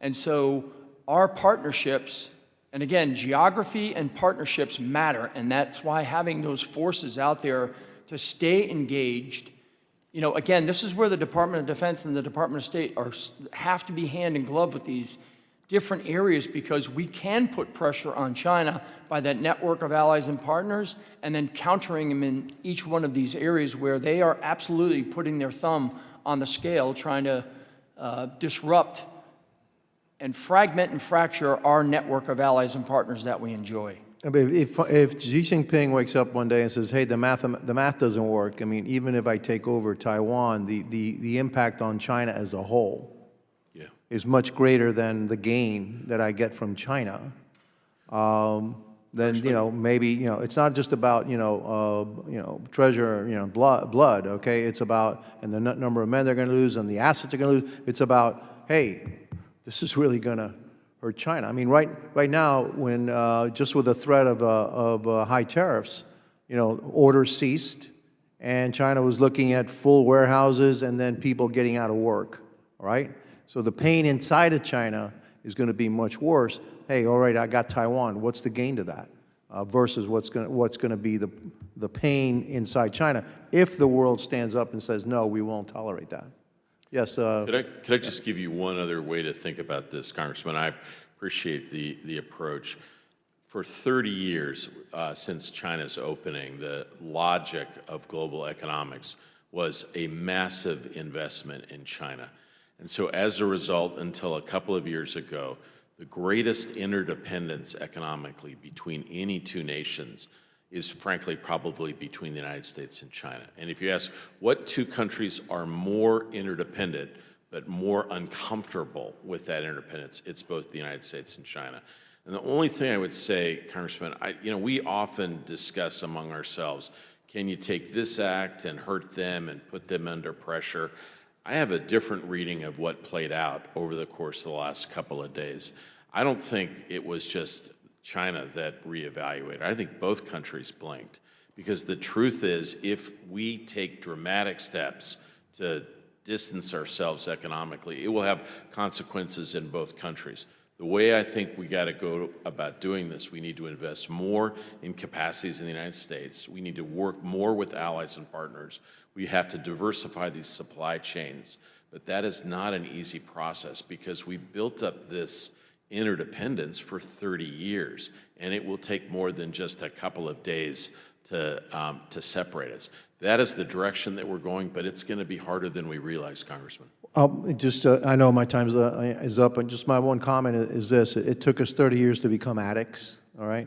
And we're not going to, wean ourselves off off this drug, really quickly, but wean ourselves we must. Thank you, and I yield back. Thank you. Representative Stanton. Thank you very much, Mr. Chairman. Chinese aggression can come militarily or economically. We've heard a lot about military threat today, but the second, coercion without violence, should also be of great concern to this committee. American commitment to Taiwan security is a commitment to defending American economic and national security interests. Taiwan has a special relationship with the United States, especially with my home state of Arizona. Taiwan is Arizona's third largest trading partner, and for decades, the two democracies have collaborated in key sectors like technology and defense. America has depended on Taiwan, the world's top manufacturer of semiconductors, to power everything from consumer electronics to our weapons systems. Now, Americans' over-reliance on Taiwanese chips has long been a bipartisan concern, one this Congress has sought to address, especially through our bipartisan Chips and Science Act, which encouraged chip makers like the Taiwanese Semiconductor Manufacturing Company to build more in the U.S., more specifically in Phoenix, Arizona. TSMC's investment in Arizona, $165 billion under construction and announced in total, is the single largest direct foreign investment in American history. They've broken ground on 3 fabs that are poised to make some of the most cutting-edge chips in the world, chips that will propel advancements in century-defining technology like AI and make sure American defense systems remain the most sophisticated in the world. This much is clear. The strong economic ties between our two nations has been a boon to Arizona's economy and to American national security. As Ranking Member Krishnamurthy pointed out, a war over Taiwan would drop global GDP by $10 trillion, and losing access to Taiwan semiconductors would put the United States into an immediate Great Depression. The strong economic ties also act as a deterrent to Chinese aggression, whatever form they take. We can take a step now to strengthen that economic relationship between the U.S. and Taiwan by getting rid of double taxation. The House passed bipartisan legislation to do just that in an overwhelmingly bipartisan vote in January, and now we call on the Senate to act immediately. Taiwan is the United States' largest partner without tax treaty. This limits TSMC suppliers' ability to easily invest in the United States, and with it, limiting the strength of the U.S. conductor ecosystem. Secretary Campbell, can you expand upon this a little bit? Why are economic ties between the U.S. and Taiwan so critical to curbing Chinese aggression? Great. First of all, let me commend you and this committee and this group on the work you did on the double taxation treaty. I think, as you probably understand, you had allies inside the U.S. government that thought that this work is long overdue. We have certain agencies in the U.S. government that were reluctant to take this on. Through your support, I think we've seen the wheels start moving. I also join with you in calling on the Senate to take these actions. To be clear, this should just take place no matter what, because we have every possible interest in increasing and deepening the economic integration between the United States and Taiwan. I think what we saw for years is Taiwan's primary engagement economically and commercially was with China. And those ties continue, but what we want to see is a diversification, not just with the United States, with other allies and partners, and that's taking place. If there is only one source of engagement economically and commercially, that creates the ability for another country to put a stranglehold on Taiwan. That's not in our strategic interests. I also want to just commend you, Congressman. I know the work that you have played in Arizona.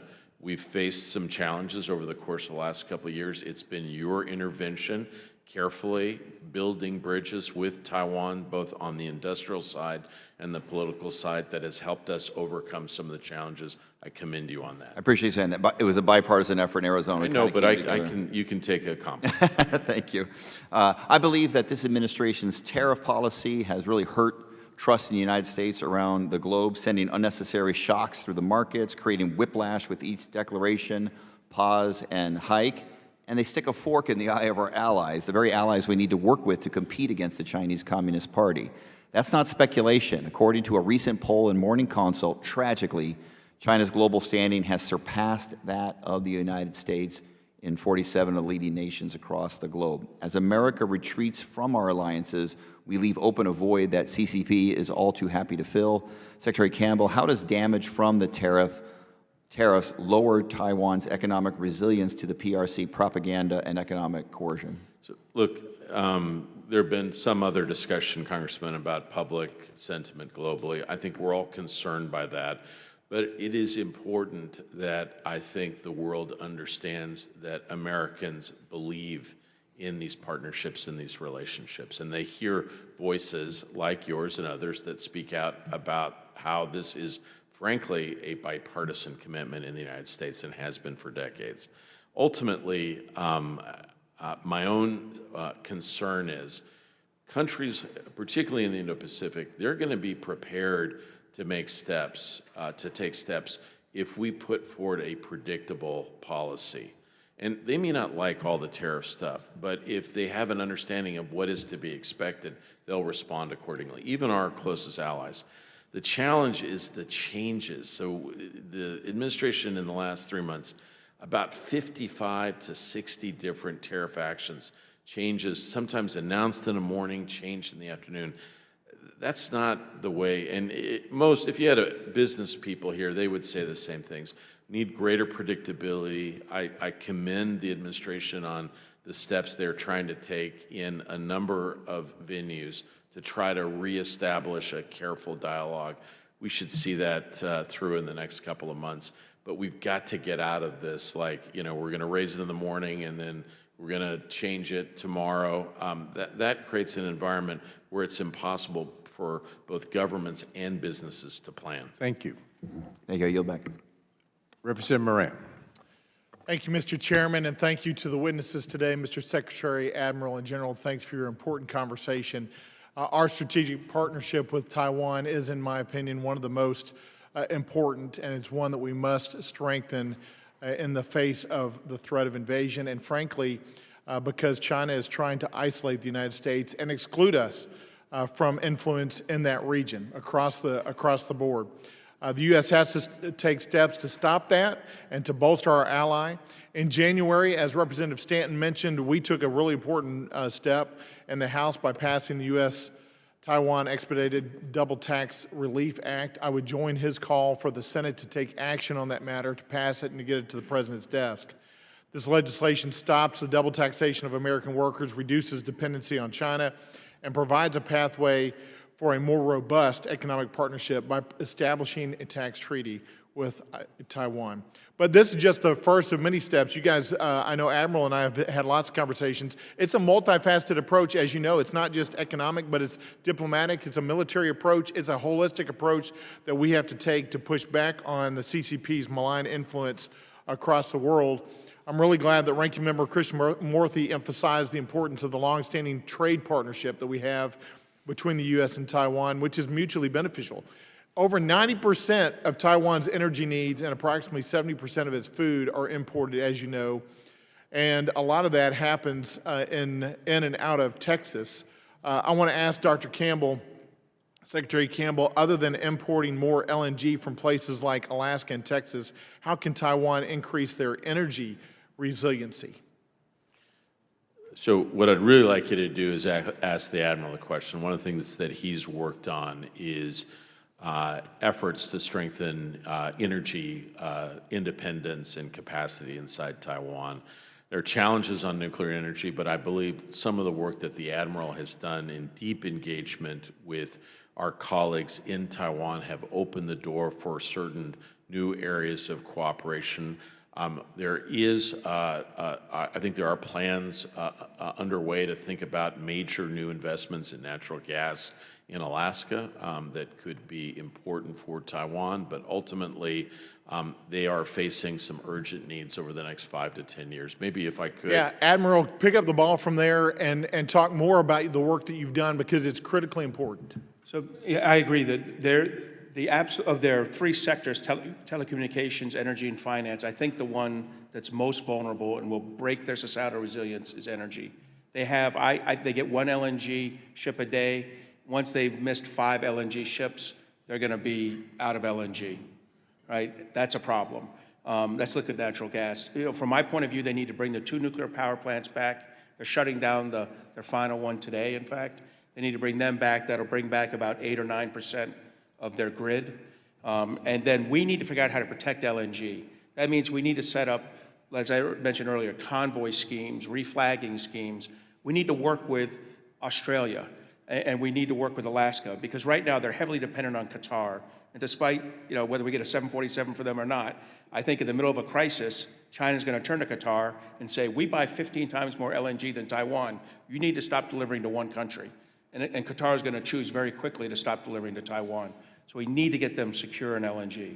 General, I'm going to come to you, because this idea of partnerships and collaboration around the world with our allies is a theme that I'm hearing from each one of you. So let's talk about it militarily. We know we need to strategically partner with folks that were mentioned earlier, like Australia, Japan, Korea, India, Vietnam, in the economic world. But talk about the military world and how important our alliances are with Australia in particular, but also Japan and Korea, and what we need to do to strengthen those partnerships. Well, since they've not been talked about much, I'll talk about Korea and Australia. I'll start with Australia. I mean, Australia, first of all, the AUKUS Pillar 1 and Pillar 2 are really important. I think we need to be paying more attention to Pillar 2 sometimes. It's AI, robotics, quantum computing, machine learning. By the way, the Australian military in the last number of years has basically decided to buy the ground and air systems of the United States Army as well. So it's not just the subs that are working together. That interoperability is strong. And I'll just jump to Korea very quickly. In my time out there here recently, in my time previously, I never saw South Korea, allow us to use equipment and capabilities from the Korean Peninsula into the region. But last year and the year before that, they did. And that is a sizable step forward, because South Korea needs to be seen in the region because of the strength of the alliance that we have between the United States and South Korea. And South Korea's presence out there in the region, again, when you look at South Korea, Japan, Taiwan, the Philippines, and Australia, that right there is the connection of a couple of continents, okay? But more importantly, the militaries there all share interoperability. And those interoperabilities are both human, technical, and procedural. So the value of that as a counterweight to what the Chinese are doing, in my view, that slows this trajectory down that they're on of their, sort of irresponsible, insidious, and incremental path that they've been following for the last number of years. So it's incredibly important. And I think Secretary Campbell has one more comment to make, and I'll let you have the last word, but I will say I love what you guys are saying today, because it's not just a check the box on any one specific action that will do everything we need. It's not just an economic act or it's a military act or diplomatic, but it's continuous, multifaceted, multi-regional approach across the board to box China in and to keep ourselves from being boxed in. Secretary Campbell, I'm going to give you the last word. I was just going to say, what the general described is, I think, a process underway in each of the countries. But what he underscored what happened in the last couple of years in Korea,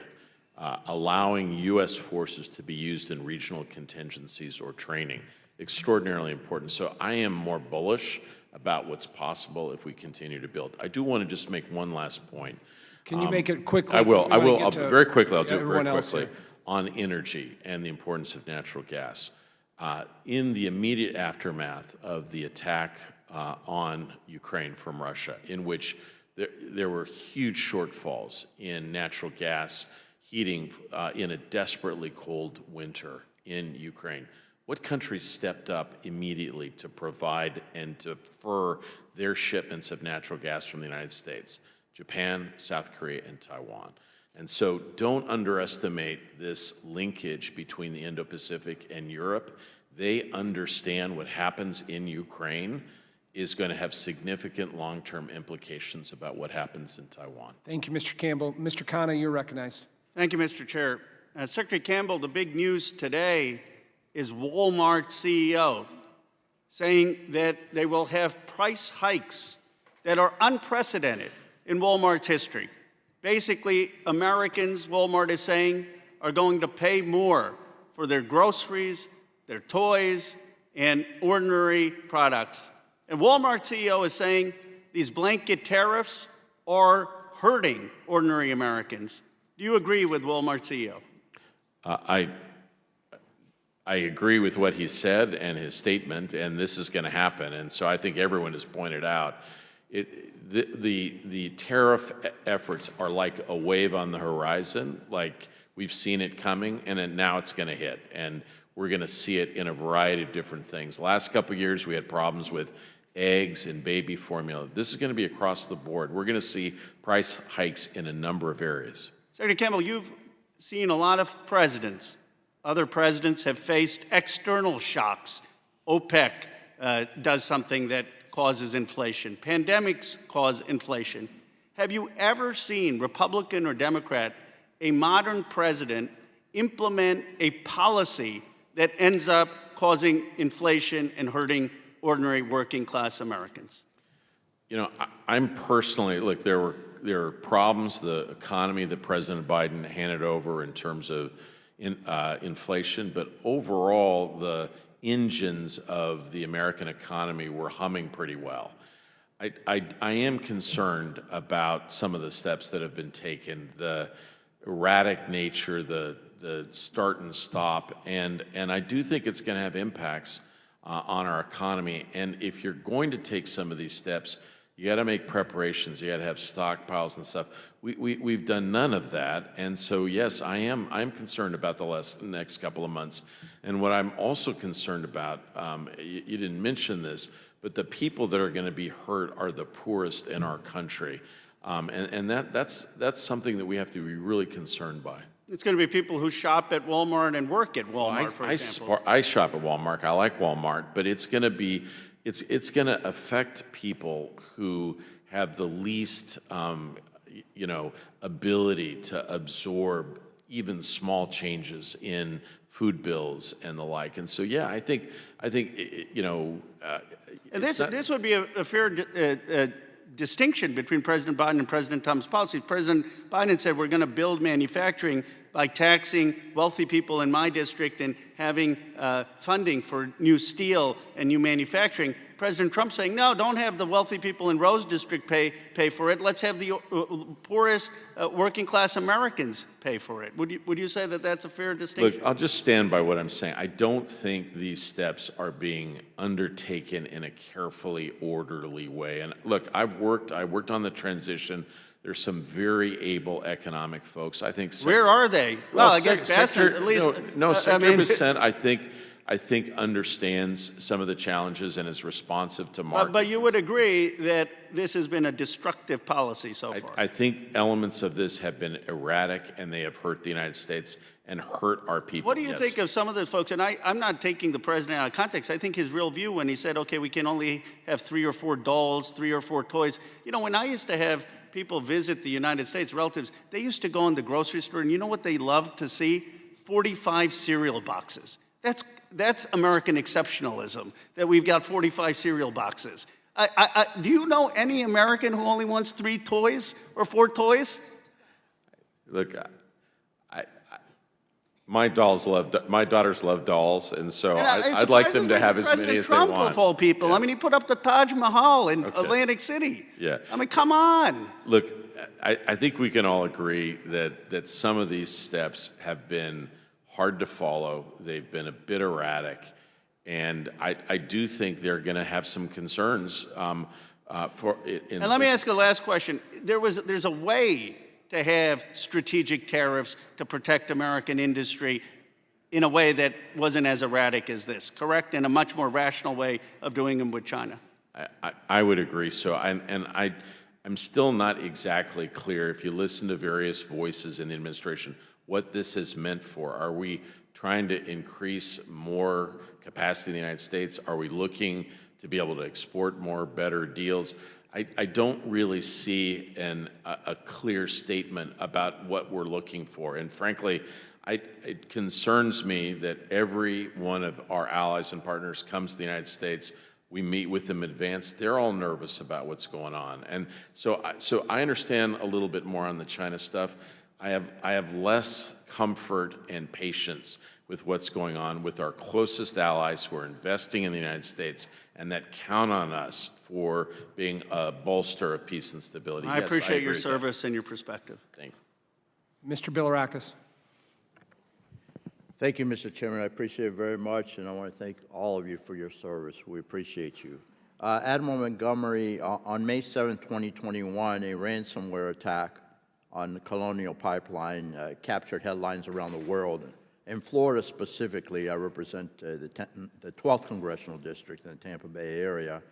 Our port and airport operations were severely impacted, both of which are critical to the economic health of my state. Since China has so heavily prepositioned itself in our critical infrastructure, I shudder at the thought of such attacks across the country, beyond the current frequency of China's recent wave of cyber attacks. In your testimony, you mentioned the National Guard's role in cyber capacity to defend our infrastructure. Do you believe the National Guard could adequately respond to numerous nationwide cyber attacks on the scale of the Colonial Pipeline attack, and what can we do now to develop that capability? Thank you for the question, and you're absolutely right. Tampa, about 9 months later, was hit with a water attack as well that turned out to be an insider, I think an insider job. Yes. Look, what China's doing is operational preparation of the battlefield. They are putting in this malware or gaining access so they can come back at a later time and disrupt or destroy systems. And by the way, if they did the same thing with like 1,000 satchels of explosives and put them in the same port, electrical power water systems, the American people would be going crazy right now. But because it was cyber, we've kind of backed off. You're right. To get at it, the National Guard is our best asset. I don't think we have enough offensive cyber operators in the active service We can't use the intelligence agencies. We can't use the FBI. The National Guard is the natural place. The National Guard is, and I think the National Guard, we'd have to develop a little more capacity in it. It's at about half the capacity it should be for this. It should go from about 4,000 or 5,000 on-net operators to about 9,000 or 10,000. So a little bit of investment. But they have unbelievable authorities, not just DOD, but Homeland Security, and most importantly, state governors' authorities, which are significant. So I absolutely believe they're the right people. And the best part is they know who they're working with because they come from the community. They'll have the relationships. So to me, you all should be pushing hard for a National Guard solution to becoming more offensive in the defense of our networks. Excellent. I think, Thank you very much. sir, if you don't mind, I think the connection with the governors that the Admiral mentions is really important about the Guard. And we have teams in there, but they, to be next to first responders and know those relationships, in a timely manner, they can respond to those attacks. Because often you find out about them after they've already happened.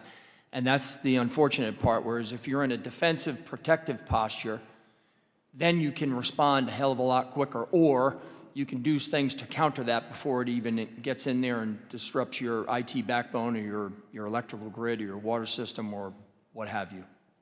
Agreed. Thank you, General. Appreciate it. Admiral Montgomery, I also wanted to ask you about the hypersonic missiles and American leverage regarding the semiconductor production and export controls. Do you believe if the U.S. were to adopt the stronger controls, including controls over Taiwanese semiconductor producers, that we would mitigate the strategic imbalance, or should the U.S. be more focused on hypersonic defense? So I think it's going to have to be both. First, I'll tell you what worries me most are the Chinese parts in our own missile systems, and your committee is doing a great job looking at this, and there's some legislation I think you need to push through to just get China out of our systems. But second, you're right. Taiwan, we need to monitor what's being transferred to Taiwan, and I would say that the chips are actually come from U.S. companies that I'm most worried about in those export controls. I'll be honest, though, most weapon systems are based on chips that are from the 15 to 20 nanometer size, 5-7-year-old chip systems. Believe it or not, it's your phone that has those, the really whammy-dime chips in them. So we really do need to get hypersonic defense. This is crazy. We're allowing an adversary to field a conventional weapon system for which we have no defense. No one believes we're going to nuke them if they send a couple conventional warheads against our systems in Guam and Japan or even Hawaii. Therefore, we need a conventional defense against this conventional weapon system. And the last administration took a busman's holiday on this. They passed on having the right system, which was ready to go in 2029 to meet your congressional direction. They defunded that system and then funded a system that'll come in 2036. They did it because it would have less cost over the fiscal year defense plan. They did it for financial reasons. Our children, my son who's out on a ship out there, needs to have actual hypersonic defense today, or at least by 2027, 2028, 2029. And we need to review that system and have the Missile Defense Agency go back and begin to procure both hypersonic defense systems so we can have a viable system in a few years and an exquisite system that they had pushed for 6 or 10 years from now. Can I just add one point on this? Yeah, quickly. Yeah, the chip packaging that has to be done in the United States, when those chips are made in the U.S., the packaging is different from ones that are made overseas. So to Mark's point, we really have to make sure that we're able to bring those in and do the packaging so that we don't find chips that are made from a foreign country inside of one of our systems. Thank you, General. I appreciate it. I yield back, Mr. Chairman. Ms. Castor. Well, thank you, Mr. Chairman. Thank you, gentlemen, for your service to the country and helping us to on a strategy to deter aggression from the Chinese Communist Party. And I hear you loud and clear. It has to be militarily and economically.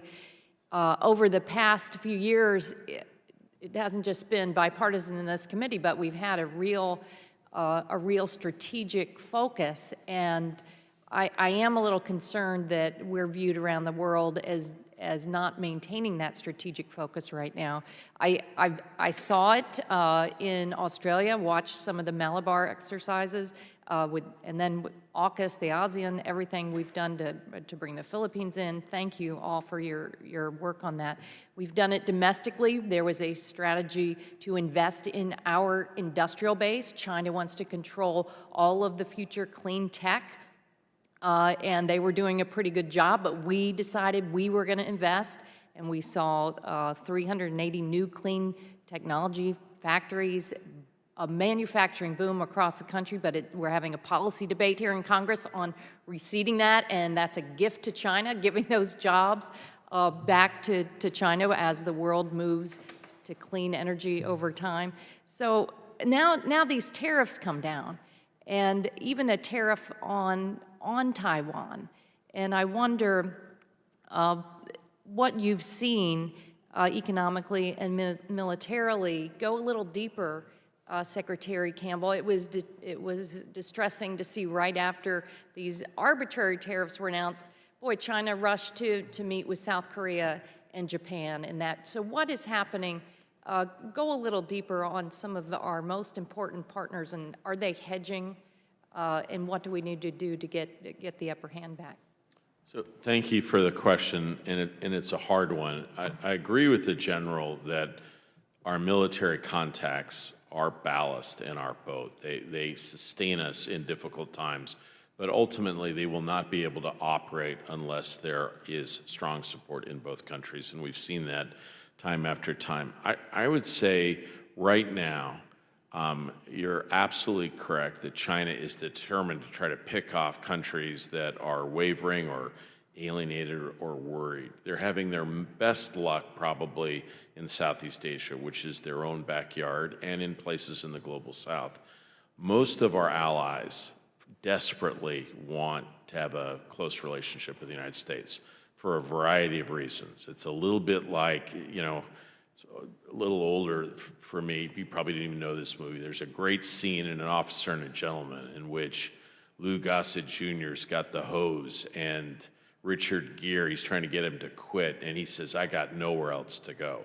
Many of these countries recognize that their best and frankly only strong partner in the maintenance of peace and stability and sort of a steady, stable world is that partnership with the United States. They are disoriented right now about what's taking place, but they're trying to do everything possible to maintain a good relationship with the United States, try to, you know, kind of fend off the most dangerous steps economically that would hurt them, try to figure out a way forward. I commend them on that.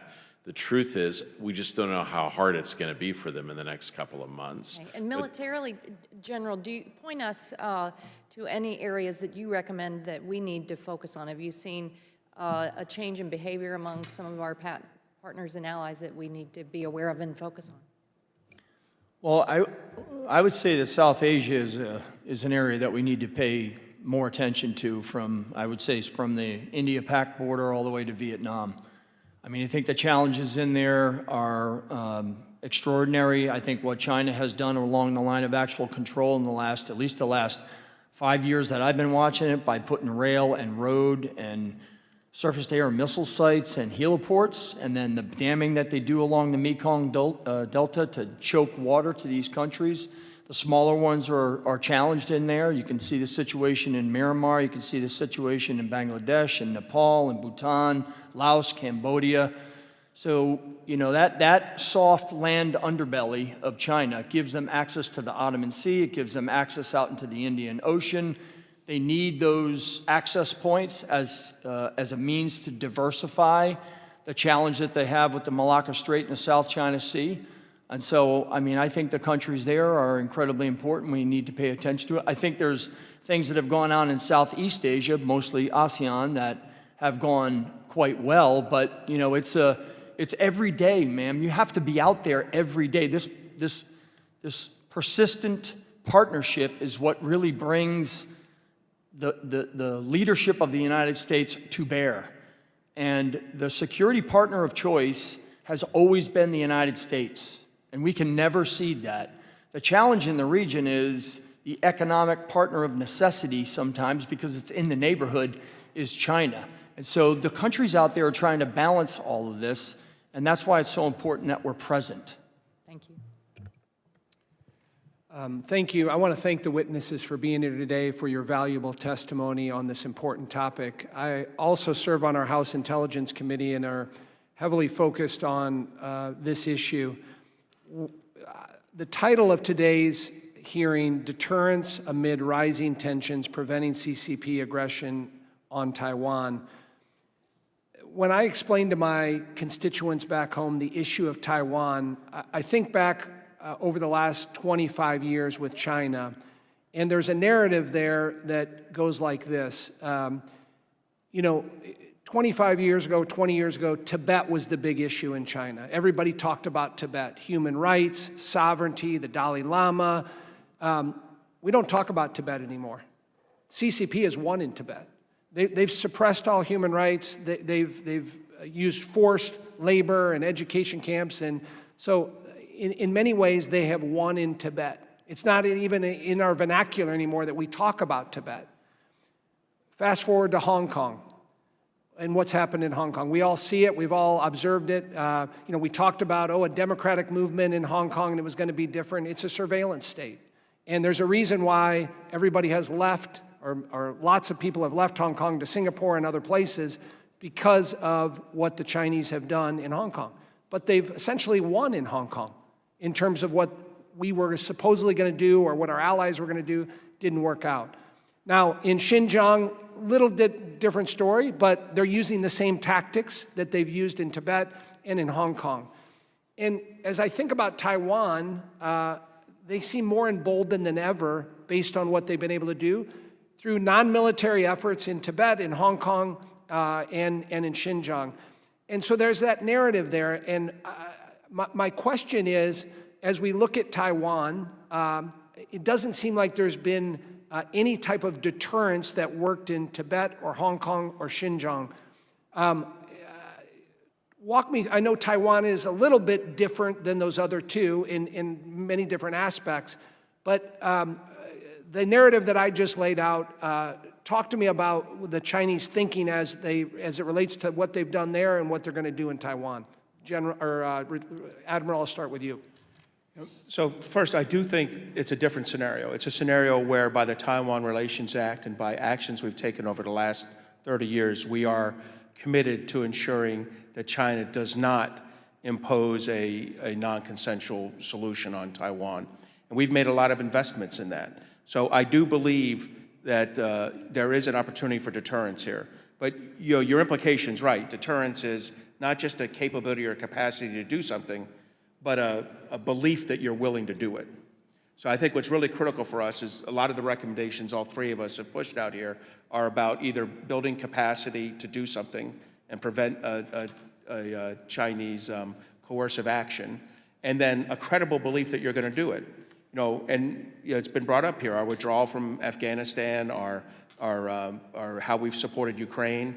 Both those factors kind of make allies nervous about our commitment. They should make Taiwan nervous. So our job, Congress's job, is to be out there aggressively pushing legislation that makes the proper investments, both in weapon systems, munitions, but also diplomatically and economically, to signal to Taiwan that we're willing to fight and die with them. That's a tough signal, but it's one I believe in. I think it's one General Flynn believes in, and we spend our careers pushing. So I do believe we can do this deterrence, sir. General Flynn. What I would say is there's been some stops and starts, even though the Taiwan Relations Act, created that. But I'll just tell you from a military perspective, when I looked at and sized up their forces a couple of years ago, it was apparent to me that it was two-pronged problem. There was a part Taiwan problem, there was a part U.S. problem. But I do think, as I mentioned in my earlier testimony, that has changed. And I think that has changed dramatically because of the introduction of being able to train those forces. And so it gives them a degree of confidence that the United States is going to be there, and that the importance of them defending themselves and protecting their national sovereignty and their territorial integrity with their forces. And it is a whole of government effort on their part. I mean, their first responders, their military police command are incredibly important to protecting their people. And so I just think that, in answer to your question, I think this momentum that we have right now has to be sustained. Otherwise, it will create doubt in the minds of the Taiwanese, and I don't think that's what we need there. And by the way, that will also go to the other countries in the region. If there's doubt there, there'll be doubt elsewhere, and I don't think that we can afford that as a country. We certainly can't afford it as in the region.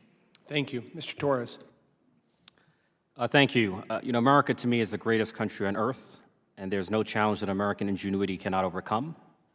But when it comes to the strategic competition with China, America is in a far more fragile position than most Americans realize, and China is a far more formidable rival than most realize. And so there's a sense in which we've been lulled by our superpower status into a false sense of security. And I want to ask about a few areas, starting with critical minerals. Dr. Campbell, do you agree that critical minerals and rare earths are central to the defense and decarbonization of the United States? Yes. Which country controls almost all of the world's rare earth mining? China, and as you understand, I know it's not just the... Well, you're Yes. anticipating my next question. Sorry. Which country controls almost all of the critical mineral processing and refining? China. Yes. Do you think the United States is in a position to deter a foreign adversary who has a chokehold on the core components of our military defense? Makes it that much more challenging at this moment. Let's speak about the future of war. Do you agree that the future of warfare is autonomous? I believe that will be an important element, yes. Which country is leading when it comes to drones? China is formidable. The United States also has capabilities as well. But who can manufacture at scale? China. And scale matters in a war. It does. Which country is leading when it comes to robotics? China, again, has formidable advantages here. The U.S. has spent trillions of dollars on large legacy systems. Can you imagine a world where those large legacy systems are easily shot down by a swarm of autonomous systems? Yes. Okay, let's go to shipbuilding. During World War II, the United States emerged as the arsenal of democracy, building a total 270,000 vessels, including 2,700 Liberty ships in just 4 years. Which country is leading at the moment when it comes to shipbuilding? China dwarfs us both in commercial and military shipbuilding.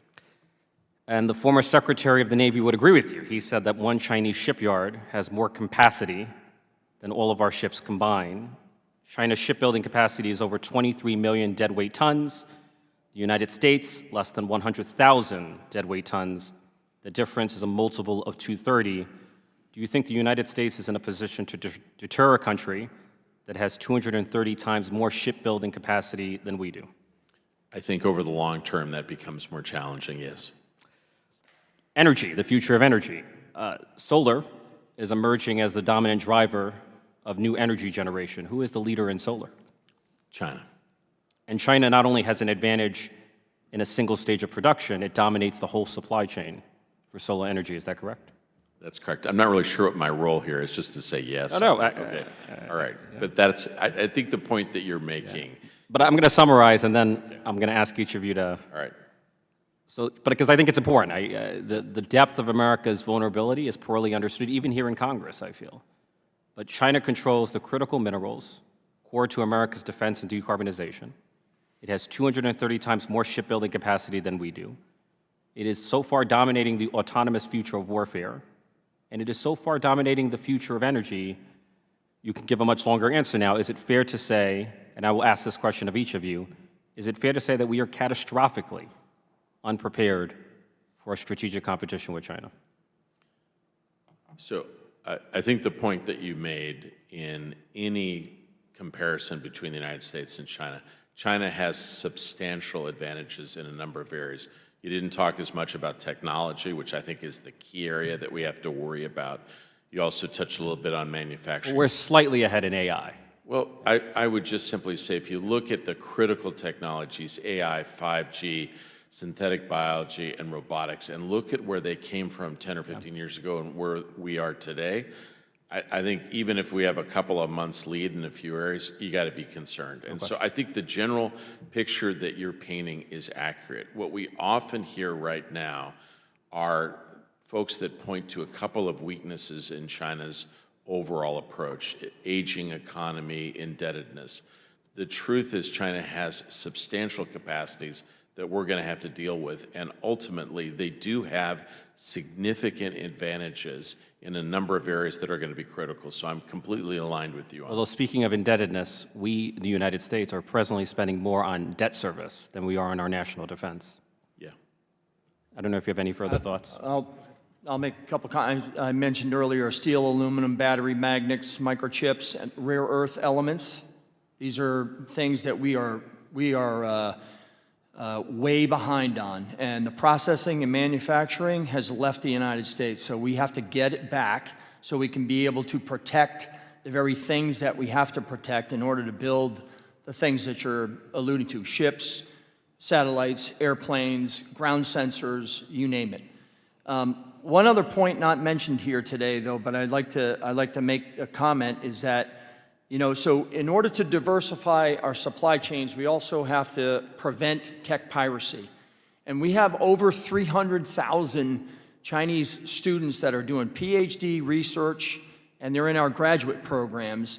And if even 10% or 5% of those were stealing because the research they're doing is being sent back to China, puts us at a huge disadvantage in trying to regain some of that space.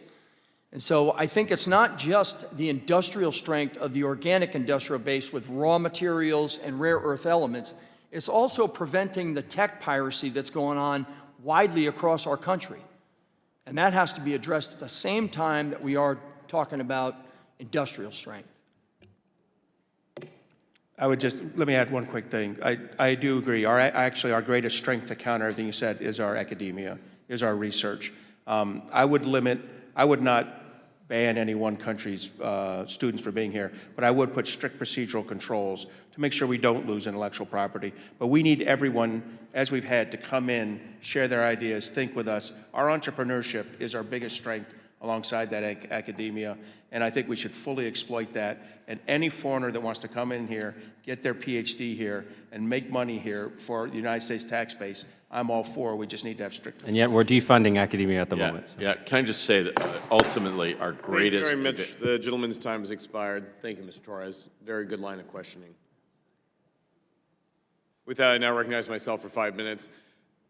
Gentlemen, thank you for being here, your decades of service. I'll begin with a story. It starts with a pineapple in Taiwan. 90% of Taiwan's pineapples go to mainland China. When mainland China decided they wanted to change prefecture races in local elections, they sent out a massive dictate that they would be embargoing local farmers in Taiwan. I'm from a farm state in Iowa. That makes a real impact.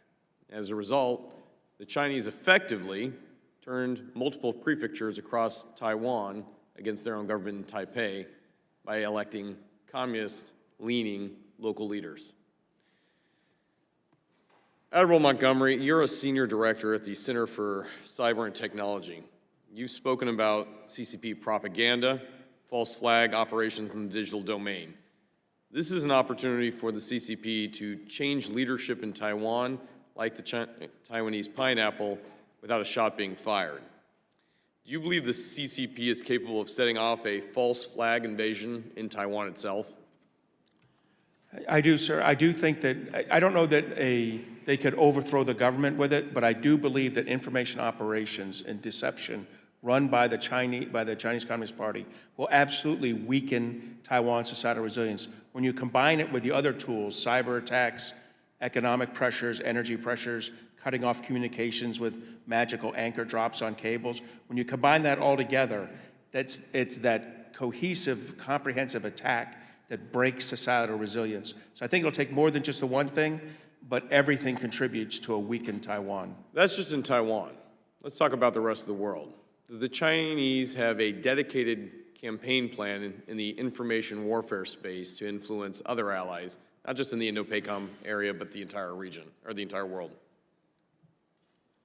Well, they do, yes. And they're running it aggressively. If you want to read Chinese language products in the United States, 92 to 95% come from the Chinese Communist Party. This is a real problem for us. We need to absolutely push back. I do feel like we need some of our tools back, like Radio Free Asia and others, to push back in, to get the truth out, the truth about American exceptionalism, the truth about what we're pushing forward, the truth about our allies and partners in Japan, Korea, and Taiwan. So you're absolutely right, sir. We are competing with a monolith in China, and we're going to need every tool possible. Could I tell you a story? General Flynn? So Yeah. this is happening not just in the United States, it's happening in other countries. Land is purchased near critical infrastructure. On that land, there's a Chinese company where the majority shareholders own a telecommunications company. On that land, they put towers. From those towers, they disseminate information. They go and purchase a media company, and then they buy bot farms that spread that disinformation and misinformation throughout all these countries. We know what's going on. We're watching it. We don't have enough capacity to go into each of these countries and counter it. But it is so pervasive out there in each one of these countries, it is damaging to the credibility of the United States. General Flynn, Admiral Montgomery, and certainly Secretary Campbell, I would propose that this committee look at a subcommittee specifically on Chinese propaganda and the way that it's softening the battle space for what will surely become a kinetic conflict if we don't stop it early. Very briefly, General Flynn, I want to talk to you about the need for large quantities of low-cost strike vehicles if it does become a kinetic conflict in Taiwan. Specifically, is there value in diversifying the types of missile capabilities on hand during an invasion to repel China's attack? Absolutely. I mean, again, the mid-range capability that we have, the PRISM systems that are coming on board, I'm aware of another missile that is, aside from the PRISM, that's lighter weight, longer distance, greater lethality. And again, we have the HIMARS system. I mean, in the reorganization of what the Army's going through right now, I would have 97 HIMARS launchers just in the U.S. Army Pacific. Add that to containers that are out there for deception, and you can create a mosaic of a challenge that the Chinese did not calculate into when they built their A2AD arsenal. Add to that Type 12s and Type 88s that the Japanese have. Add to that BROMAS, which is what the Philippines have. I mean, you can create this ring of fire there that prevents them from even deciding to load up these Ro-Ros and start going across this strait. By the way, you know, the most high-risk, highly complex operation is a multi-mode assault into a country across a 100-mile strait. I mean, I get the 27 window, but honestly, I mean, I see they're rehearsing and preparing for it, but doggone, that is one hell of a complex operation. You're absolutely right. So for them to be able to pull that off, that's why we have to slow them down. And General Flynn, I think you open the window here that this cannot be America alone. This has to be an integrated operation, both what we do on the ground and our communications, also in our kinetic response here, using a diversity of weapon systems. Very briefly, I want to thank the Secretary for being here. You know, we've led on the 6 Assurances to Taiwan Act. I'm leading the Fortifying U.S. Markets from Chinese Military Aggression Act.